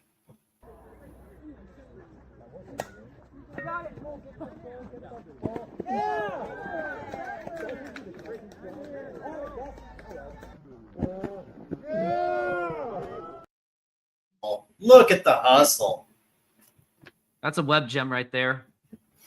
Da-na-na, na-na-na, Yeah, that was great job right there, man. Needed that. I have another game on Tuesday, and then I have a doubleheader on Thursday and Friday. Yeah, I have too much time in my hands. But here's what happened though. So for Friday, it's actually playoff games because last week I was invited at the last second to sub in for the team. They needed a pitcher, and I got them the 2 wins and got them second seed. And they're like, "Hey, do you want to play in the playoffs?" I'm like, "Heck yeah! I want a chance for a championship." Yeah. I want a chance for a championship because I've been a second placer 5 times, and number 2 stinks. Always a bridesman. Always a bridesmaid, never the bride. So yeah, now you're going to go to a team that has a chance to win some hardware, man. And the crazy thing is, this team was easier to work with because I have defense to work with, and it's a tougher league. But yet in my church league, where it's a little bit easier level wise, I feel Right. like I'm carrying the whole team because I have to pitch like absolutely perfect to give him pop ups. And I have a shortstop who, unfortunately, he threw a dart at my second baseman when it was supposed to be like an underhand jump. He was like this, whoosh, and then went right through her. It's like, and I was like, bro, just underhand that. That's funny. But overall, the church league is a lot of fun, win or lose. The camaraderie is a huge reason why I stay. Of course. Like, if I had a choice between a guaranteed championship team, but with no camaraderie, and my church team with all camaraderie, even if we are the losers, I'll take the loser team. Sure. And Sure, I also, especially if you're playing with a good group of guys and gals, and you guys enjoy each other's company and are having a good time. Yeah, 100%. and we're at here's Cal Raleigh's 0 for 0-1. That's gonna be a foul ball. And I also get I'm guaranteed the starting job for pitchers, so I don't want to give that up. Like I would not. I just like, do I want to be in a championship team? Yes, but if they don't give me the position I want, I'm like, eh. Yeah, but you know what though, man? Think of yourself as that late season addition at the deadline, and you're coming in. Remember when Jose Canseco played for the Yankees? Yeah, he came in for 2,000. Okay. And you know what? He ended up winning a ring. Didn't play a lot, but who was a pitcher that they brought in that a team would bring in at the last second through a trade deadline? As we've got Cal Raleigh, and that's going to be 2-2, and then got them a World Series. Justin Verlander, Houston getting in Justin Verlander. So basically, I'm the Justin Verlander of that team right now. Are you as really we're at 2-2. Are you really going to go that far? Now here's a fly ball to center field. This could be trouble. And here is Joe Adell, and that is gone. That is a home run for Cal Raleigh, and the Mariners get on the board to make it 4-1 Angels. That is now Cal Raleigh's 41st home run of the season, and he's actually ahead of Ken Griffey Jr. with the amount of games being played in a season. Right. So and now, by the way, 4-1. he's 3 clear at the top of the lead leaders as well too. I think he's 3 ahead of Shohei Ohtani. But you're also absolutely correct. Right now, he's on pace to potentially break Junior's single season Mariner home run record, which I believe was 56. And he's also still on pace to hit around the 60s and the 70s. He's like 4 home runs behind Barry Bonds up to this point. By the way, can he hit 20 more home runs the rest of the way that would tie Maris. And try to beat Judge 62 of the American League record. Yeah. That's the other question. Yeah. So, and if he does that, I don't want to. And if he pulls this off, I don't want to hear the T-Mobile Park excuse ever again, because Cal Raleigh is doing this off of one of the toughest stadiums in baseball. Right. Do you think he can do it? I hate to say it, but no, because like Ken Griffey Jr., as great as he was, he still had that 1 month where he just went flat and he fell out of the home run race. August of 98 and mid-July of 97, when he was well on pace, he was the chosen one, and it just stopped. So it just goes to show you how hard it is to do something like that. But that being said, I think when it's all said and done, do I think that he can hit 57 to break the record? So It depends, because 16 more home runs.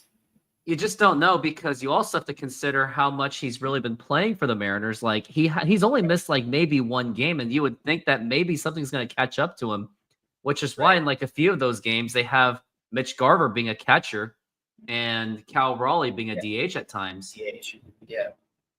Which, speak of Mitch Garver, I also wonder, like, Mariners are probably going to decline the mutual option. Yep. That's probably a given.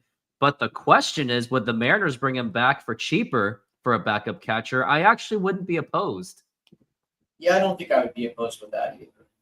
Because he's actually been playing with a lot less of a role, and he actually hasn't been too much of a dumpster fire. He's actually been better than last season. The interesting thing though is, like, being the backup catcher to Cal Raleigh, you're rarely going to see the field throughout the course of the season, unless, of course, Cal gets hurt. Which Cal's he's a fighter. Dude, he's as durable as it gets. And he plays with a big heart. And I would say that obviously he has a bigger heart than Julio Rodriguez. Not even close. Oh, without a doubt. Julio, and the things that plague Julio do not plague Cal Raleigh. That dude continues to work on his craft. He gets better every single season. And that is, without a question, that is why, in my opinion at least, that he's actually the face of the team, not Julio Rodriguez. And there's actually one out right now. Instead of having the J-Rod squad, they should have Cal's corner. And that is going to be low for a ball. And this is Randy Arozarena. Josh Naylor went down. Wonder what he got out for. Not really sure. The interesting thing though is, like, how they used to have the pitch to Arozarena. It's going to be inside for a ball. Yeah, how they had King's Court down there in the left field corner. Yep. Down the right field line. Corner. Yeah, that little section right there at the foul pole, man. Make that Cal's corner. I would think that Cal Raleigh wouldn't want something like that. He's a humble guy. Now here's a fly ball to right field, and Mike Trout that's not Mike Trout, it's Rengifo, and that is not Rengifo, never mind. And that's gonna be 2 outs. No, Cal Raleigh seems to be a humble guy, so I don't think he would really entertain that kind of idea of getting that much attention on himself. Like Julio, he relished that attention of getting the J-Rod no-fly zone. Yeah. And you have about 30 minutes, more than I thought. Yeah. Well, so, the interesting thing is that now here is Polanco, low for a ball. I firmly believe that Julio Rodriguez suffers from the same disease that Jose Lopez had. Which Just is happy like to be there. He is happy to be a Major League Baseball player, but is not going to put in put in the extra work on those fine details to actually have it be literally what I would consider an all-star. Like this year, I think he was added to the all-star team, but he elected not to play in it because he didn't deserve it. He knew he didn't deserve it. So there's and I think he's just coasting off his name. He can only do that for so long. 2-1. You can see. Now here's a fly ball that's going to be a pop up to Zach Neto. He makes the catch. Like you can see year to year just how good Cal Raleigh improves, and it's the little things about his defense, his pitch framing, his arm, the percentage of which he throws out base runners, and then you see the things at the plate that continue just to improve. And it's like, of course, this dude has paid attention to the fine details in his game in which to elevate himself, and you're seeing just how good. And Cal's coming into his prime now, so this is probably gonna be a thing for the next 4 to 5 years. Yeah. And before we get more into Cal Raleigh, it is time for the 7th inning stretch, and let's just start and get it over with.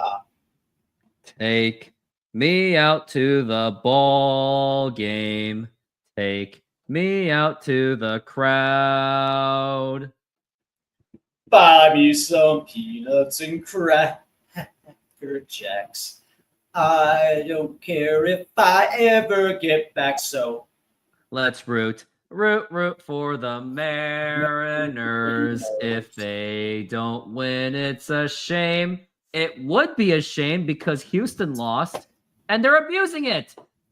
For it's 1, 2, 3 strikes, you're out at the old ball game. Woo. All right.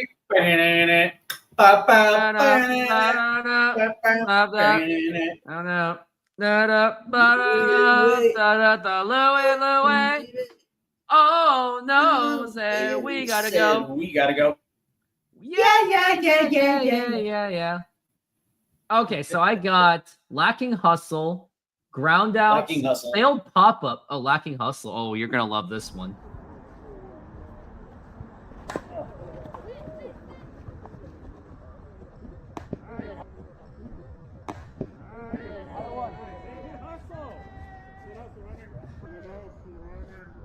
Couple things out of that play. One, that's one way of trash talking. And two, I really lacked hustle. Yeah, but here's the like, thing, man. I was kind of like half-ass running though. I was gonna say because it looked like you were giving your best effort. It's not like you were like Julio Rodriguez when he grounds out to third, where he barely trots down the first baseline. Yeah, there was a play yesterday where Julio could have beat it out, and he didn't. And the worst part of it was actually a reviewable call because Shanuel was actually had his foot off the bag, and they didn't review it for some reason. But the worst part, but the even worse part is Julio could have beat that out. Like if it was Ichiro, he beats that out in his sleep. Yeah, that's my point, right? At least you made it a bang bang play at first. You know what I mean? It looked. Don't get me wrong, you were out by a mile, but at least it looked close. So, yeah, exactly. I'll give you that. And So we're back to the Julio. break. So yesterday Julio trotted down to first base on a play in which he could beat it out. He could have beat it out, and the angle was pretty bad for the third baseman. He actually had to like reach out and stuff, and he still didn't make it. It's like you gotta make it. Man, he's got the same disease that Jose Lopez had. Yeah, and I noticed that whenever Julio hits home runs, once in a while, the video is going, "Oh, you such a Julio hater! This video is wrong," and it's like, sure, he hit a home run, but can he keep up? Like, that's what I was asking about Jorge Polanco. Like, some of those elementary kids were making fun of me saying, "You were wrong about Jorge Polanco." And all I said was, "Can he keep it up?" And the kids were like, "Oh, yeah." It's like, can he be consistent over the course of the season? And, be that type of player that he thinks of himself and the rest of the fan base thinks that he is. So far,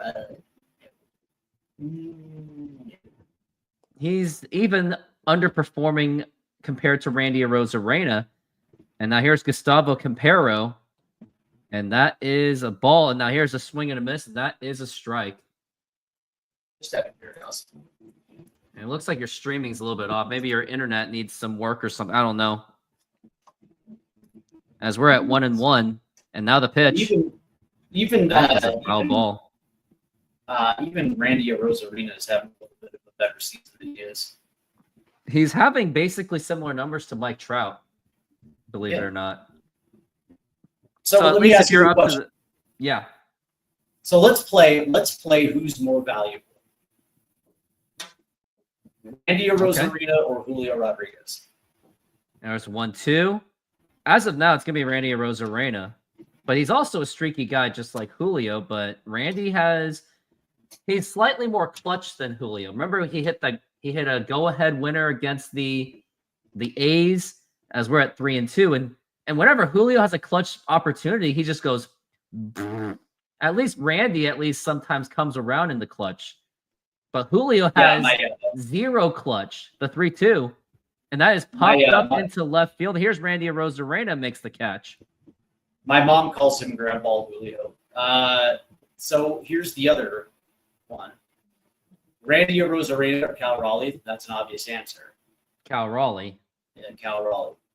So it kind of shows you the hierarchy a little bit of, I guess you can say, three of the best bats in the lineup. So here's one: J.P. Crawford or Cole Young. If it was like first half JP Crawford, I would have said JP Crawford, but not by much. But he's been falling in the second half. But Cole Young definitely has that upside. And JP Crawford I think he's on his last year of his contract next season. So you would think that he's going to try to you would think that he might try to overachieve to get that new contract, which the Mariners probably won't give him anyway, because they have Colt Emerson and maybe Felnin Celestine on the way. Which, by the way, and as we got a foul ball, Mariners had a chance to draft Ethan Holiday, and they didn't do it. I'm the only Mariners fan. So, by the way, how is Emerson doing this season? Let's find out, because I think he's still hanging out in AA. No, I think he's still in A+, and that's going to be a foul ball. And good old Everett. Yep, he's still in Everett, batting .275, 9 home runs, 45 RBIs, 380 on base percentage. Good year. I don't think that exactly screams getting promoted, though. Yeah, but that actually, those numbers are actually good enough to get promoted to AA. I guess so. Montez, you're right. Montez was a 268 batter when he got promoted.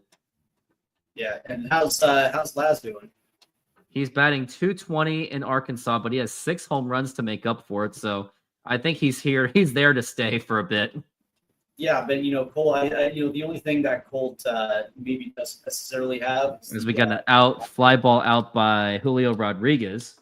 You said he's only got 9 home runs, but that being said, though, you look at all his other peripherals, that dude just seems to always get on base.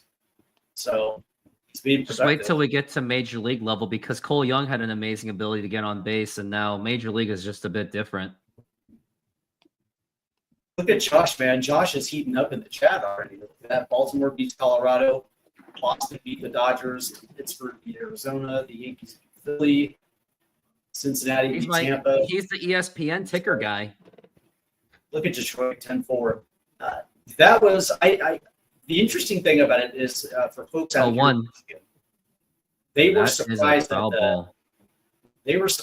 the Tigers were this good this season.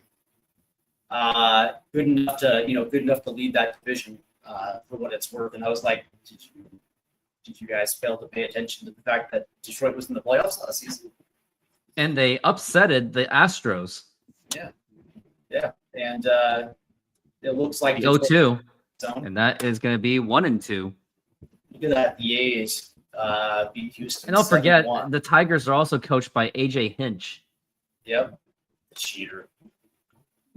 Another 1-2, and that is going to be 2-2. Come on, Cleveland, you lose to KC 4-1. Hey, it helps Washington our cause. beat Minnesota. Yeah. But Texas winning is not going to help the cause. The 2-2, swing and a miss, strike 3, and Casey Legumina has been on fire in those last 2 innings. And we go into the very next inning. It's going to be the top of the 8th, but however, Mariners are still down 4-1. I just hope they're not going to milk this game. I just hope that they can actually step up. And so, are you going to play another round of the Immaculate Grid? Well, okay, so it's going to be bottom 8th and top 9. Yeah, we can play. And since you won, you get the honor of going first. Right. But we'll do it at the bottom half of the inning because commercial break's already been going on. I just looked at the wild card standing, so we're holding 1 right now. 809 or 808? Let's go 808. Your combo is going to be this combo. Now, don't say anything quite yet because we're not playing yet, but this is going to be your combination. Okay. So, yeah, that's what it's going to be. And so it is let me see that again, just out of curiosity. Here it is. Okay. I got you. And we're getting close to being back from the break, I guess, I think. But yeah, it's pretty unfortunate. Mariners are running out of time, Yes, they are. and they'll be playing against the A's. But you know, the A's will always give the Mariners a hard time as well. So I don't know. Yeah, if the Mariners just didn't blow up in the 5th inning, then Mariners would very much be in this game. It's just that Logan Gilbert just let it blow up on himself. Now the question is, like, I've actually been debating whether I'm going to do a Mariners live stream for the trade deadline. I Okay. haven't decided yet. I think if Suarez is on the table still, I'll probably do it. If he's off the table, I may opt out and just enjoy the day off I'm going to have. Oh, the deadline. Yeah. I think if Suarez is in there, that would bring eyeballs. But if there's no Suarez, it's like, eh. Who's a solid third baseman around the league that's potentially available? I have no idea. There was maybe Jordan Westberg because the Baltimore Orioles are selling, but Westberg's not having a good season. But that means the Mariners can probably just give up nothing for him, maybe. Yeah, and he's somebody that can play the third base position for at least 3 seasons until somebody comes up through club control. Yep. Which means the price tag might be a little bit higher. Maybe the only reason why the Mariners don't have to give up as much as we expect is, by the way, Dylan Moore is pinch hitting for Dom Canzone. Pretty much of I think this is a sign that swing and a miss, strike 3. And I think that's a sign that Dan Wilson has just pulled up the white flag. Could be. Because Dylan Moore has been like 2 for his last 60 at bats. Well, I will say that at least the Mariners got one. They didn't get blanked today, so. And they'll be going up. They'll be going to, at least they have a short flight to Sacramento. There you go. Pitch to Williamson. But it's never a walk in the park when you play the A's. Especially when you're the Mariners for some reason. And we've got Ben Williams at the play, who is 0 for 2. And now the pitch. And now that's going to be a foul ball.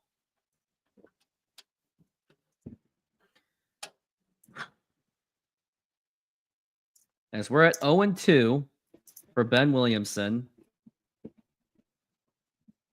And this has been a pretty much of a breezing game, I must say. And now here's the pitch. Now here's a ground. That's going to be a foul ball. Right after commercial break, it'll be Steve's turn for the Immaculate Grid. And he's got a combination that I wanted, but he chose it. Yep. Now I want to just scope out and see what my combinations are. Because I think you picked 808. 808. I'm going to go for 809. And now here's the pitch. And that's going to be a foul ball. Oh my God, I hate it. I hate it to the core. Well, yeah, Josh brings up something interesting, right? That he's 8 away from breaking the all-time record for catchers with home runs. Owned by Salvador Perez. He's getting close to the company of Johnny Bench, Javi Lopez 2003, and Salvador Perez. And he's already surpassed Mike Piazza's numbers. The 0-2. And that's going to be a foul ball.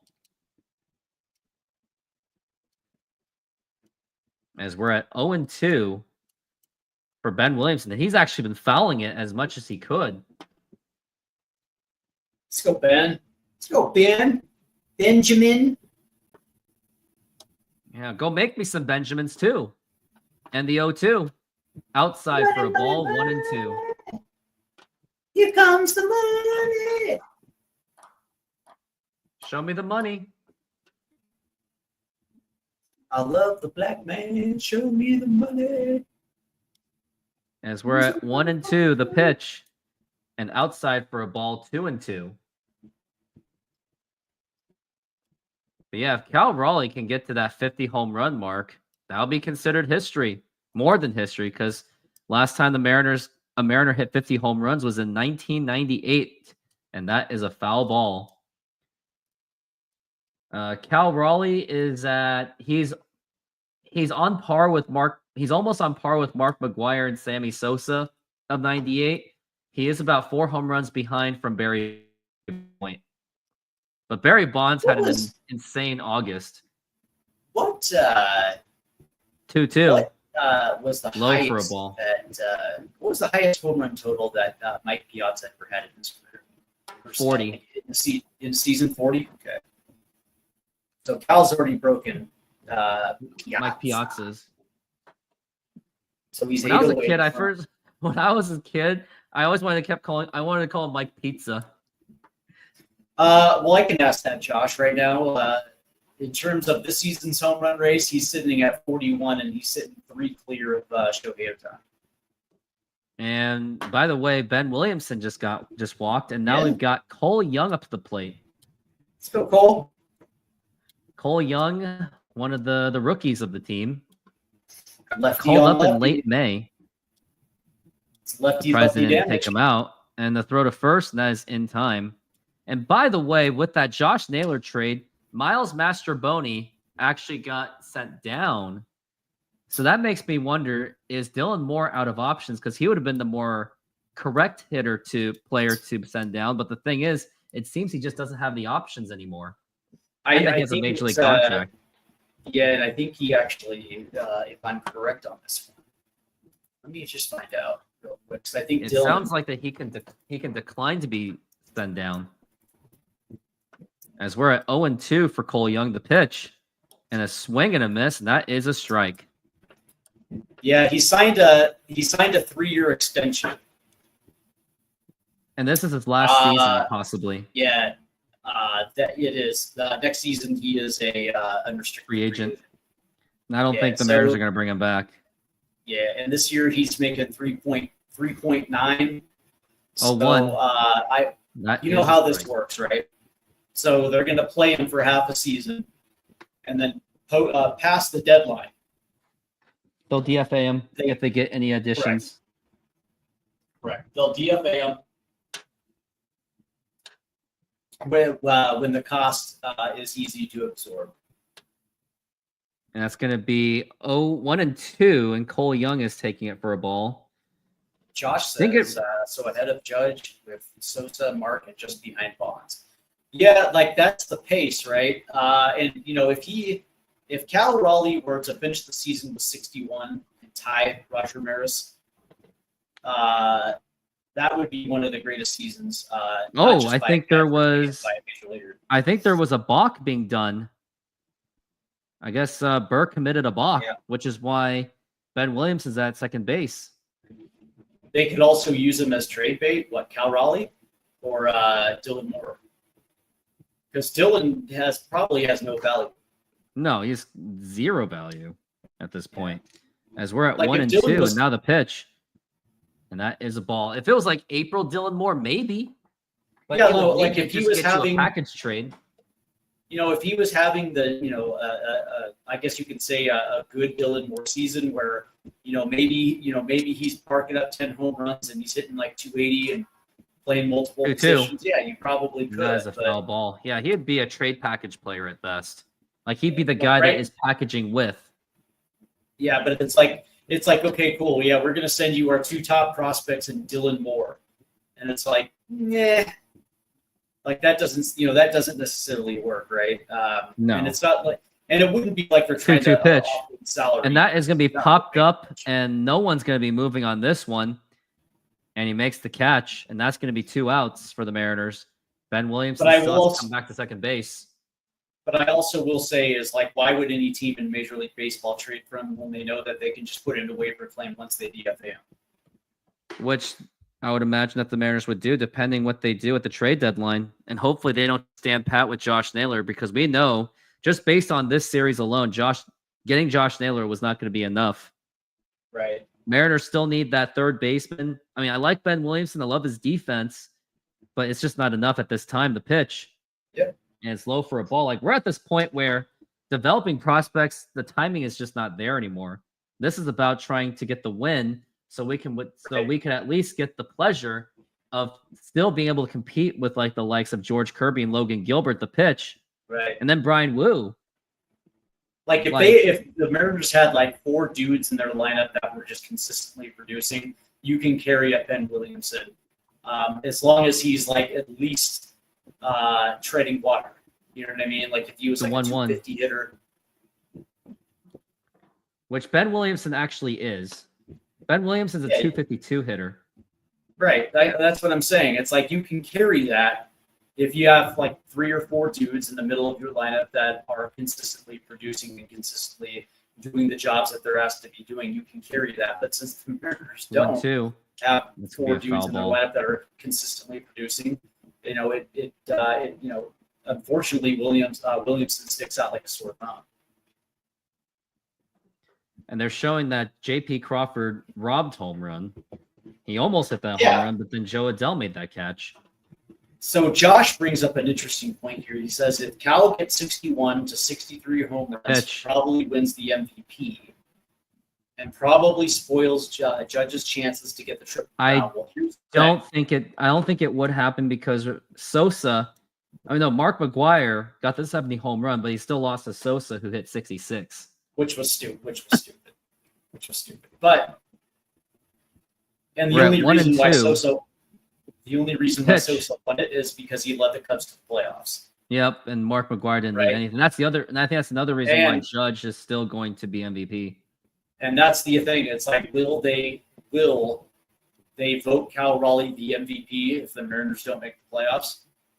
The 2-2, and that's going to be popped up and fouled. I think Mariners have to make the playoffs just for even a speck of a chance to go up against Aaron Judge for MVP. I think the last time a player won the MVP on a non-playoff team, that had to have been A-Rod, right? I would Like think in so, yeah.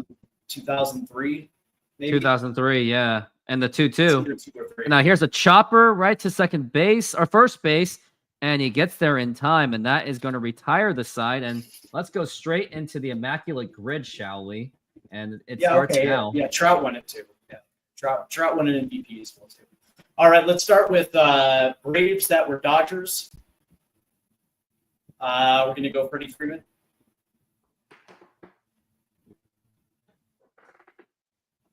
Pretty obvious choice right there. Former Astros that were also Dodgers. We're going with Jim Wynn. How do you spell it? Jim. Oh, Jim Wynn. Jim, like 63 W, to 77. That's him. It's actually pretty common. All right, let's go to Dodgers that played only one team. Let's go Sandy Koufax. That might be an obvious one, but we'll see. Yeah, it was pretty obvious. All right, Braves with 200 career wins, Greg Maddux. Who once said Barry Bonds was the easiest hitter to hit pitch against? All right, Astros, 200 plus career wins. Let's go Nolan Ryan. 324 of them. Ooh, Let's go. you're getting hit on this one. Let's go 200 plus career wins, only one team. Let's go Walter Johnson. The train. Okay. Didn't he play for the Senators? And Brave Gold Glove, Chipper Jones. That's probably gonna be a big one. So, No, Chipper Jones. He never won a Gold Glove. all right, Terry Pendleton. Terry Pendleton, Yeah. from 84 to 98. He got it. Yeah. And let's see, won a Gold Glove, only one team. No, because the Wizard of Oz played with the San Diego Padres. Let's go Gold Glovers, only one team. John Smoltz. They're right there. John Schmaltz.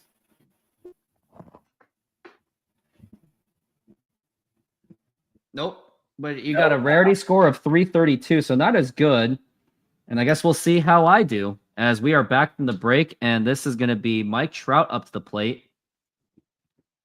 I And can't we've believe got- I can't believe I pulled Jim Wynn out of my hat. And we got Jackson Kowar, who's actually just Yeah, returned. yeah, you're probably right. I think Otani may have won one too. Yeah, there you go. And the pitch. Could have done And Maddox that Cardinals is a first, strike. My combination's brutal. I got Pirates and Brewers, Cleveland and Okay. Brewers, Yeah. Okay. Boston and Pirates, Boston and Cleveland. Now here's a fly ball drilled to left field, and that is foul ball. Thank God.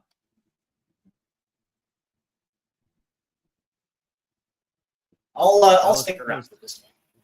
I'll stick around for yours. I appreciate it. I know it's one of those. It's one of these games that's, especially for a 4-1 game too. I appreciate it more. I mean, it's almost over anyway. Yeah. As we're at 0-2 for Mike Oh, Trout we're already in the bottom of the eighth, so I'll stick around for yours. and the pitch, and that is up high for a ball, and that is going to be 1-2. I think Jackson So- Kowar was experiencing an injury too, which is why he's been out for a bit. So let me ask you this real quick. Earlier we were talking about the possibility of the New Orleans Pelicans coming to Seattle. What what time frame? Like, if you had to take a guess, do you think this happens in the next 5 years? Has to be, because I would think that we're going to get some kind of expansion news within a year, and also if it I goes forgot too about long, Josh if Adam Silver is stinking around about it, then maybe Yeah. Seattle ownership's gonna be like, screw this, I'm just going to buy New Orleans, or he's at least Yeah. going to try. And then 3-2. You know, Now here's a You're- liner, and that is going to be a base hit, and Trout gets the first base on a single. So you're closer, obviously, being in the Seattle area, and it's been a few years removed for me. But is there an ownership group that's already been assembled and is ready to do something like this, or has there been any word about a potential Not ownership really group? much, but the favorite, like David Aldridge is even saying like, yeah, I think it's gonna be that Kraken ownership, and they do a pretty good job with the Kraken. So you would think Yeah, this, especially when the Celtics just got on sale, or they just had a sale, which may include Jeremy Bonderman's estate. Yeah. The interesting thing though is like Bruckheimer. I don't know if Bruckheimer's interested in the NBA though. Now here's a ground ball right to second base, Cole Young. Throw to second, throw to first. Not in time. Let me see. Owner of the Kraken. The owner of the Kraken is Samantha Holloway. Yeah, which is the daughter, right? Yeah, the daughter. Jerry The daughter. Bruckheimer is the co-owner. Yeah, he's a co-owner. Yeah. So, all right. So yeah, like I would probably assume that would have to be the next 5 years, and I would probably assume that they're also going to want a major investor in that group. Like somebody that might be willing to put in 25%. My guess, maybe Jeff Bezos, because the naming sponsorship of Climate Pledge, I think, was tied to Amazon. You think Bezos would kick into bring an NBA team to Seattle? I don't know, because his name keeps toying around with like the names of like the Washington football team, the Commanders. Interesting. That would, it seems like he's at that stage in his age where that would make Climate sense. Pledge is co-owned by Amazon and Global Optimism, so you would think that maybe Jeff Bezos may have his. Now it doesn't have to be majority, but it would be minority, maybe. Yeah, like if he wanted to kick in 25%, Just like then Steve Ballmer was supposed to be the minority owner with Chris Hansen, but I guess Steve Ballmer saw the red flags in Chris Hansen. He's like, nah, I'm going to LA. Screw this. Well, especially after Sacramento, but yeah, for sure. That would be actually quite interesting because Seattle holds the history of the Supersonics, and I would probably assume that any ownership group would leave the history of the New Orleans franchise there for any future NBA team, and the Sonics would pick up right where they left off. Josh says for his 808 grid, he got 164 rarity score. Yeah, I mean, yours was a pretty was a Three, much 3 easier something? one than what mine's gonna be. Mine's gonna be brutal. I don't think so. I don't think so. You got 332, Okay. and they're talking about Ichiro. I guess I should have made this show more about Ichiro than the game itself. All right. So let's talk about Ichiro, right? I'm going to start off by asking you your favorite Ichiro moment.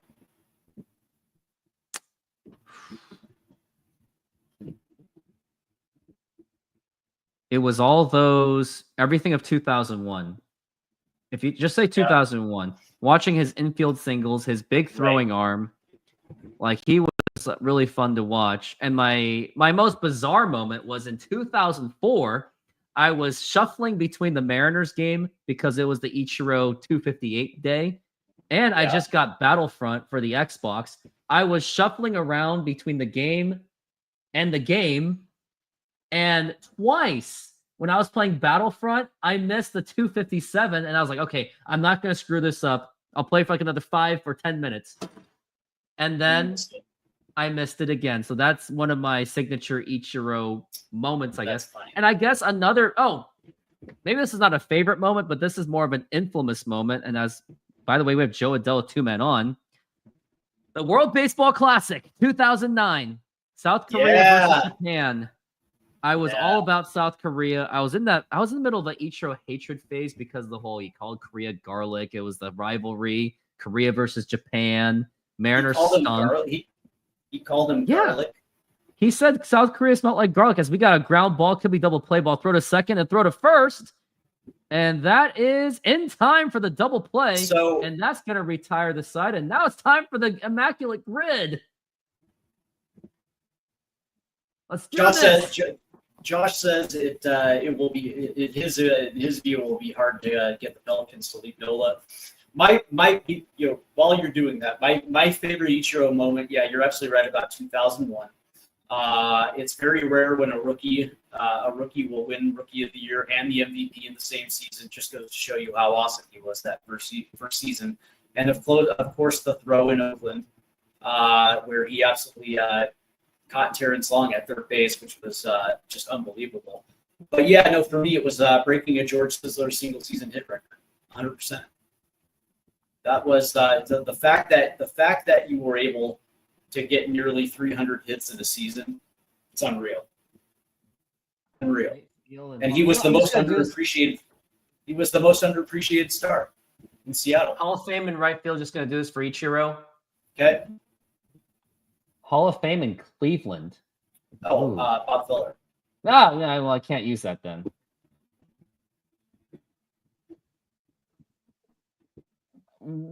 Serrano. That's funny. Yeah, it really is. Okay, Boston and Cleveland.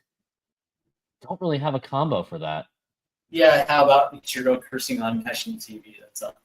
That's funny. Yeah, Bob Costas. Yeah, Clemente. This one's good. Richie Sexson. Yeah, there you go. Pittsburgh and Brewers. This is tough, man. I'm going to take a chance. Oh, I got it. There you go. Good pick. Boston and Pittsburgh. That's tough. Those are really rare to come around.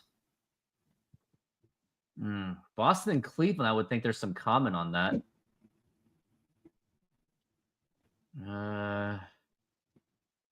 Boston and Cleveland. I don't know why I'm blanking on this one.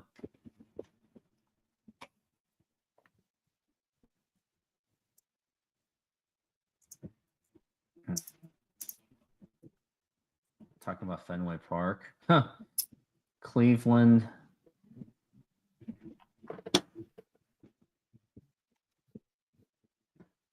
Okay, Roberto Alomar. So I can. By the way, there was a very famous catcher for the Indians during the 1990s. I won. Yeah, there you go. As we're at top of the ninth, here's Julio Rodriguez, and if this is the time for Julio to step up, the time is now. And I forgot what other things we were talking about. My guess for Cleveland Hall of Famer would either have been Bob Feller or Earl Averill. Well, one. Boston Hall of Famers. And now it's going to be a foul ball. Oh, Could could have have used used Cy Cy Young. That's true. Cy Young. Yep. Which is why it's in the name. Cal Raleigh's But on yeah, deck. Maybe he has a chance for 42. My favorite. One of my favorite Ichiro moments was when fans were giving him the gears because Ichiro was 0-2. home runs. And now it's going to be swing and a miss, strike 3. Oh, World Baseball Classic. Game was tied. Ichiro hits that go-ahead runner to give Korea the lead. I was freaking livid because that's when I was like Korea versus Japan mode. And the very next day at school, my history class, a class full of jocks and Mariners fans, baseball fans, and my teacher, history teacher, was also a baseball coach. They all rubbed it in by going, "Oh, hey, Joe, did you see that Ichiro hit?" Because they knew I was Korean. Right. Now here's Cal Raleigh with the plate. And but that's yeah, gonna be a foul ball. Do you remember where Ichiro came out publicly said he can hit home runs whenever he wants to, and fans got on his back because he was hitting home runs in batting practice, and so they dropped him to the 3 spot, and he's just still kept playing. He still kept doing what Ichiro does. Yep. And fans got super pissed at him. Super pissed. I would have been too. They also We're at didn't like him 0-2. because he didn't speak English. He did. He just didn't want Yeah, to. I know. Yeah, he refused. That part refused I to, won't speak put English. behind him because he just didn't want to deal with No. media. He just didn't care. Yeah. Like, look at Marshawn Yeah, Lynch. There's a 100%. reason why he doesn't talk to media much. So that one I'll give it to Yeah. Ichiro. It's like, you know what? If he wants to be humble, let him be humble. Unless it's Korea, then he'll say all the shit he wants. Actually, BC, Ichiro should not have been a unanimous Hall of Famer. The guy who should have easily been a unanimous Hall of Famer was Junior. There was one guy Junior. that just it was one vote, and this dude, and it turned out that the guy that gave him didn't give him the vote has always been that guy who refuses to elect Hall of Famers unanimously.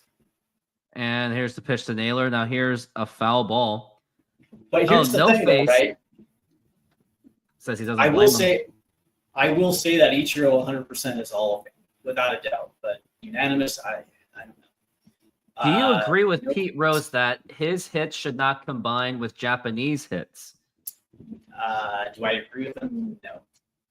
Oh, so you think the Japanese and Major League should I all think go it adds together? to the story. I think it adds to the story, right? Even though Like Pete Rose, obviously you're getting into the Hall of Fame based on your Major League career. But that being said, it should be a part of his Hall of Fame story, though. You know what I mean? Because Yes, it just shows BC. it shows the overall body of work. yes, BC, I know. By the way, not only did I attract a Houston fan, this guy, I also attracted an Oklahoma City Thunder fan myself. So I guess I'm the YouTube channel that tries to bring peace within the rivalry. Yeah, the Thunder are garbage. Hot Well, garbage. I don't care. Garbage. Clay Bennett is garbage. 0-2. And that is up high for a ball. And by the way, Mariners are down to their final out. Yep. As we're at 1-2. And I think the game already said it's over anyway on the ESPN as we're at 1-2. It's down to the final strike. It's just a formality at this point. And the 1-2 pitch. And that's a swing and a miss, strike 3. And that is going to be the ball game. The Mariners and the Angels will settle for a split, which is unfortunate because Houston had won. So maybe if the Mariners won, we'd be within 3 games of the division. Yeah, see, that's the thing. It's like, at the end of the day, it is what it is. Mariners just lackluster in the offensive department. And of course, Logan got lit up. And it's too bad because the Angels really aren't that great. But that being said, historically, these two teams generally trade shots. So it is what it is. Not the greatest game today, but that being said, by the way, did they win the series? No, it's got settled to a split. Okay, so it's a split. It's better than losing 3 out of 4. So, it is what it is. Oh, by the way, I do have to say, and I got a inside source on my phone that was saying that Ichiro gave his Hall of Fame speech in English. He did that for the Mariners too. For the Mariners Hall of Fame, he gave it in English. So I certainly expect him to do it in Seattle for his huge Hall of Fame speech. So that's the thing. He deep down knew English. It's just that he was very selective of when to say English, because all the other baseball players would say it. Like Frank Thomas, he once said, "Oh yeah, he spoke English day one." Everyone knows that he spoke English day one. It's just that the whole interpreter thing, that was all deliberate. Like even that Hall of Fame call, he still has an interpreter do it for him. Hey, by the way, and it looks like Josh just asked you a really good question there in the chat. He asked you to name a 3,000 hitter that was clean, not to get in the Hall of Fame on his first try. I'm gonna say Paul Molitor. Paul Molitor took some tries. No, I mean he was the 3,000 hitter, and I think it may have took him a year or two to get in. I think he's in though. Did Larry Walker get 3,000? No, I think he only got 2,000 at most. But what's funny is BC. Yeah, BC is right here. Seattle's chip was more impressive when they won the '79 championship because of the just how strong the league was. Yeah, it was more competitive. And there was no three-pointers. No three-pointers. And by the way, it also was a rough and tumble league as well too. Look at Oklahoma, man. Says what? 80 years ago? Come on, it was like 50 years ago. Yeah, the Thunder won a championship in the softest era of the NBA in NBA history. It is like today's NBA is the softest I've ever seen. I mean, I watched it. Yeah, it was there you painful go. to watch. Remember we watched that Game 7 and how painful that was? Oh yeah, Nuggets Thunder. Yeah. Okay, your point. Oh man, we just upset the Oklahoma man. That you will never be the Seattle Supersonics. That's the point. Oh boy, you just walked into territory. Never. But so I was pretty happy. I was pretty happy with Cal's performance today. And of course, that's just unbelievable. That he's pushing a pace that is going to get him into Roger Maris territory. I think that's absolutely fantastic. But moreover, he's already well on pace to beat Griffey's record. Yeah, and he's like 8 away from breaking the all-time catcher record. But the thing that I'm going to repeat again is this season was a coming out party for Cal Raleigh. I think the last couple of years, people knew who Cal Raleigh was and knew that he was a very good player, but these are the type of breakout seasons that, make a name for yourself nationally. He wins the home run derby, and now he's about to embark on probably one of the greatest seasons ever by a catcher in Major League history. And by far and away, he stepped out of Julio's shadow to be the face of the franchise for the Mariners, 100%. At this point, he's already surpassed Dan Wilson as the best catcher of all time. Like, it's already, set in stone. By the way, I'm going to hold out to the end of the season to say that. Oh, really? Because I want to see the completion of this season. But yeah, you're right. Though. You're right. It's pretty much. I was gonna say like in a few more years, that would ring true. But if Cal has a 60+ home run season, I think that essentially eclipses Dan Wilson's entire career. And let's not only that, let's get the Mariners into the playoffs and a World Series championship, because this team has the talent to do that. It's just they got to add those pieces. Well, if the Mariners get into playoffs, at least it validates Cal's season with an MVP. It would. But the thing is, they got work to do. They got to see if they can get Gino Suarez. They got to see if they can, like you said, get one more legitimate starter that's not named Logan Evans. And what about a bullpen? Bullpen's pretty disastrous too.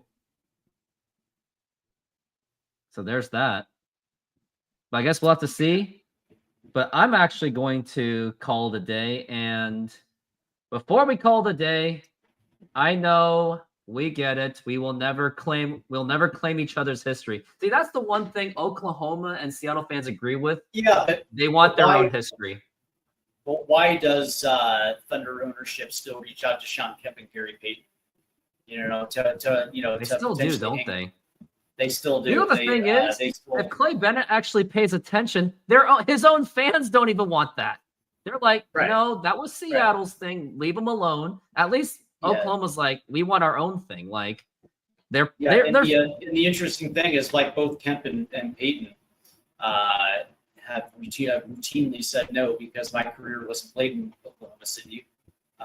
So it's kind of interesting that Bennett and that ownership group still tries to reach out to see if they would potentially retire the number. And, Gary's just like, no, not at all. no, and then you could ask Oklahoma fans, and they'll also say no. They're like, no. Like how Houston fans feel about the Oilers. Yeah. But I will say, before we close this one out, as we're coming up to the cusp of the trading deadline, how many players do you think the Mariners realistically need to try to make a run at this? Bullpen arm, a starter, and an infielder. Basement. Gino Suarez, third baseman. Outfield, we got Arozarena. I think outfield is doable because we got Arozarena, Julio, and then whoever's on right field's like Dom Canzone, Rayleigh. I could actually live with that. And assuming Victor Robles might be back, Yeah. I don't know. Let's see what Robles is at. With Robles, and Robles is what, hurt? Yeah, he's hurt, so that might take time. he's hurt. But the outfield is not as much as a pressing need. It's the infielding of Gino Suarez is what they'll need. I wouldn't mind getting a right-handed bat to play right field. Not maybe as a starter, but it's just a secondary option. I wouldn't mind having that kind of bat. But yeah, you're absolutely right. I would like to see that third base hole get filled. I like the fact that they went out and got Josh Naylor. I think that it's been a target of theirs for a couple of years now, so I'm glad that they were able to get that done. But yeah, again, Suarez, bringing that bat into this lineup, and of course he played well in Seattle. He hit well in Seattle, and if you're telling me that they would give up, two of their top 10 prospects, like maybe prospect number 3 and 5. And then maybe try to, or maybe even it's 3 top 10 prospects. Right now, here's the top 10. We got Colt Emerson, Laz Montez, Harry Ford, Michael Arroyo, Ryan Sloan, Felin Celestine, Johnny Farmelo, Durangelo Saintia, the switch-handed pitcher, Tyler Locklear, and Ty Pete. There's like 5 of them. If we give up, I won't lose sleep over it. If you said Harry Ford, Felin Celestine, and Ty Locklear for them, knowing that Colt Emerson is the closest, right? Colt's their number one prospect. He's in high A. By the time the J.P. Crawford contract comes up, there's a good chance that he's going to be in Double A, and depending on what he does in Double A, the Mariners have allowed certain players to make the jump from Double A. And they're slow rolling Colt, right? And so I would probably assume that's the reason why they're slow rolling them, is they're trying to time this thing out for when JP eventually becomes a free agent. So if they offered Harry Ford, Felin Celestine, and Tyler Locklear for them, Harry Ford, Felin Celestine, yeah, and Celestine. The reason why I like Celestine. I like him a lot, but he's had an history of injury problems too. Correct. And of course, but then again, Colt Emerson is going to be the guy, the number 1 prospect. He's going to be the guy that's going to replace JP. So I would have no problem trading away Harry Ford, because Cal Raleigh has blocked that position for the next 5 years, and they're going to have to make a decision on him. And Felin Celestine, I would even be willing to let go of Johnny Farmelo and Ty Locklear. Like Farmelo Farmelo has already shown injury problems, and it seems that the Mariners just don't even want to use Ty Locklear. That's the other thing. That's exactly right. And, I would probably assume that Arizona would love to have the first baseman, but also 3 prospects that one of them who's close to the only reason why he's not in the big leagues is because of Cal Raleigh. So Harry Ford's probably major league ready. And you get a shortstop prospect who is good, who has an incredible upside in Feldine Celestine. And then you get a major league ready first baseman in Ty Locklear. So you get two major league ready prospects, and then you get 2 prospects that are in Feldine Celestine and Johnny Farmelo. That'll be in the big leagues within 2 more years. So, and Arizona is a very good team when it comes to player development. So I would probably assume that they would jump at that. Well, we'll have to see. And as of now, Wednesday, I'm on pace to do the show. And for the trade deadline, I think I will do it only if Suarez is still on the market. If he's off the market, then I don't really see a point in doing it. But yeah, it would be a pretty exciting idea to be like, are the Mariners going to get Suarez? Are the Mariners going to get Suarez? Always refreshing your phones for Suarez. But if he's already on a team, that's like, if he's already somewhere else, then it's like, I'll just take that day off and enjoy it. Yeah, I hear you. Yeah. Well, before I go, go ahead. Before I go, I just want to let everybody know that if you hop over to my YouTube channel, Stateside Footy, as we're doing a lot of content for the Premier League coming up, and then also for the U.S. Men's National Team and Major League Soccer. I'll just say this, right? If you're a big time soccer fan, or even just like a closet soccer fan that doesn't want to tell your buddies that you enjoy watching soccer, and head over to Stateside Footy and hit that subscribe button, because we're in a race for 1,000 Ks. You can also catch me on X at Stateside Footy, and also now on TikTok at Stateside Footy. All about that TikTok. And everyone else, thank you. And let's hope the Mariners can rebound themselves against the A's. Thank you and have a good day. Go Mariners. Take it easy.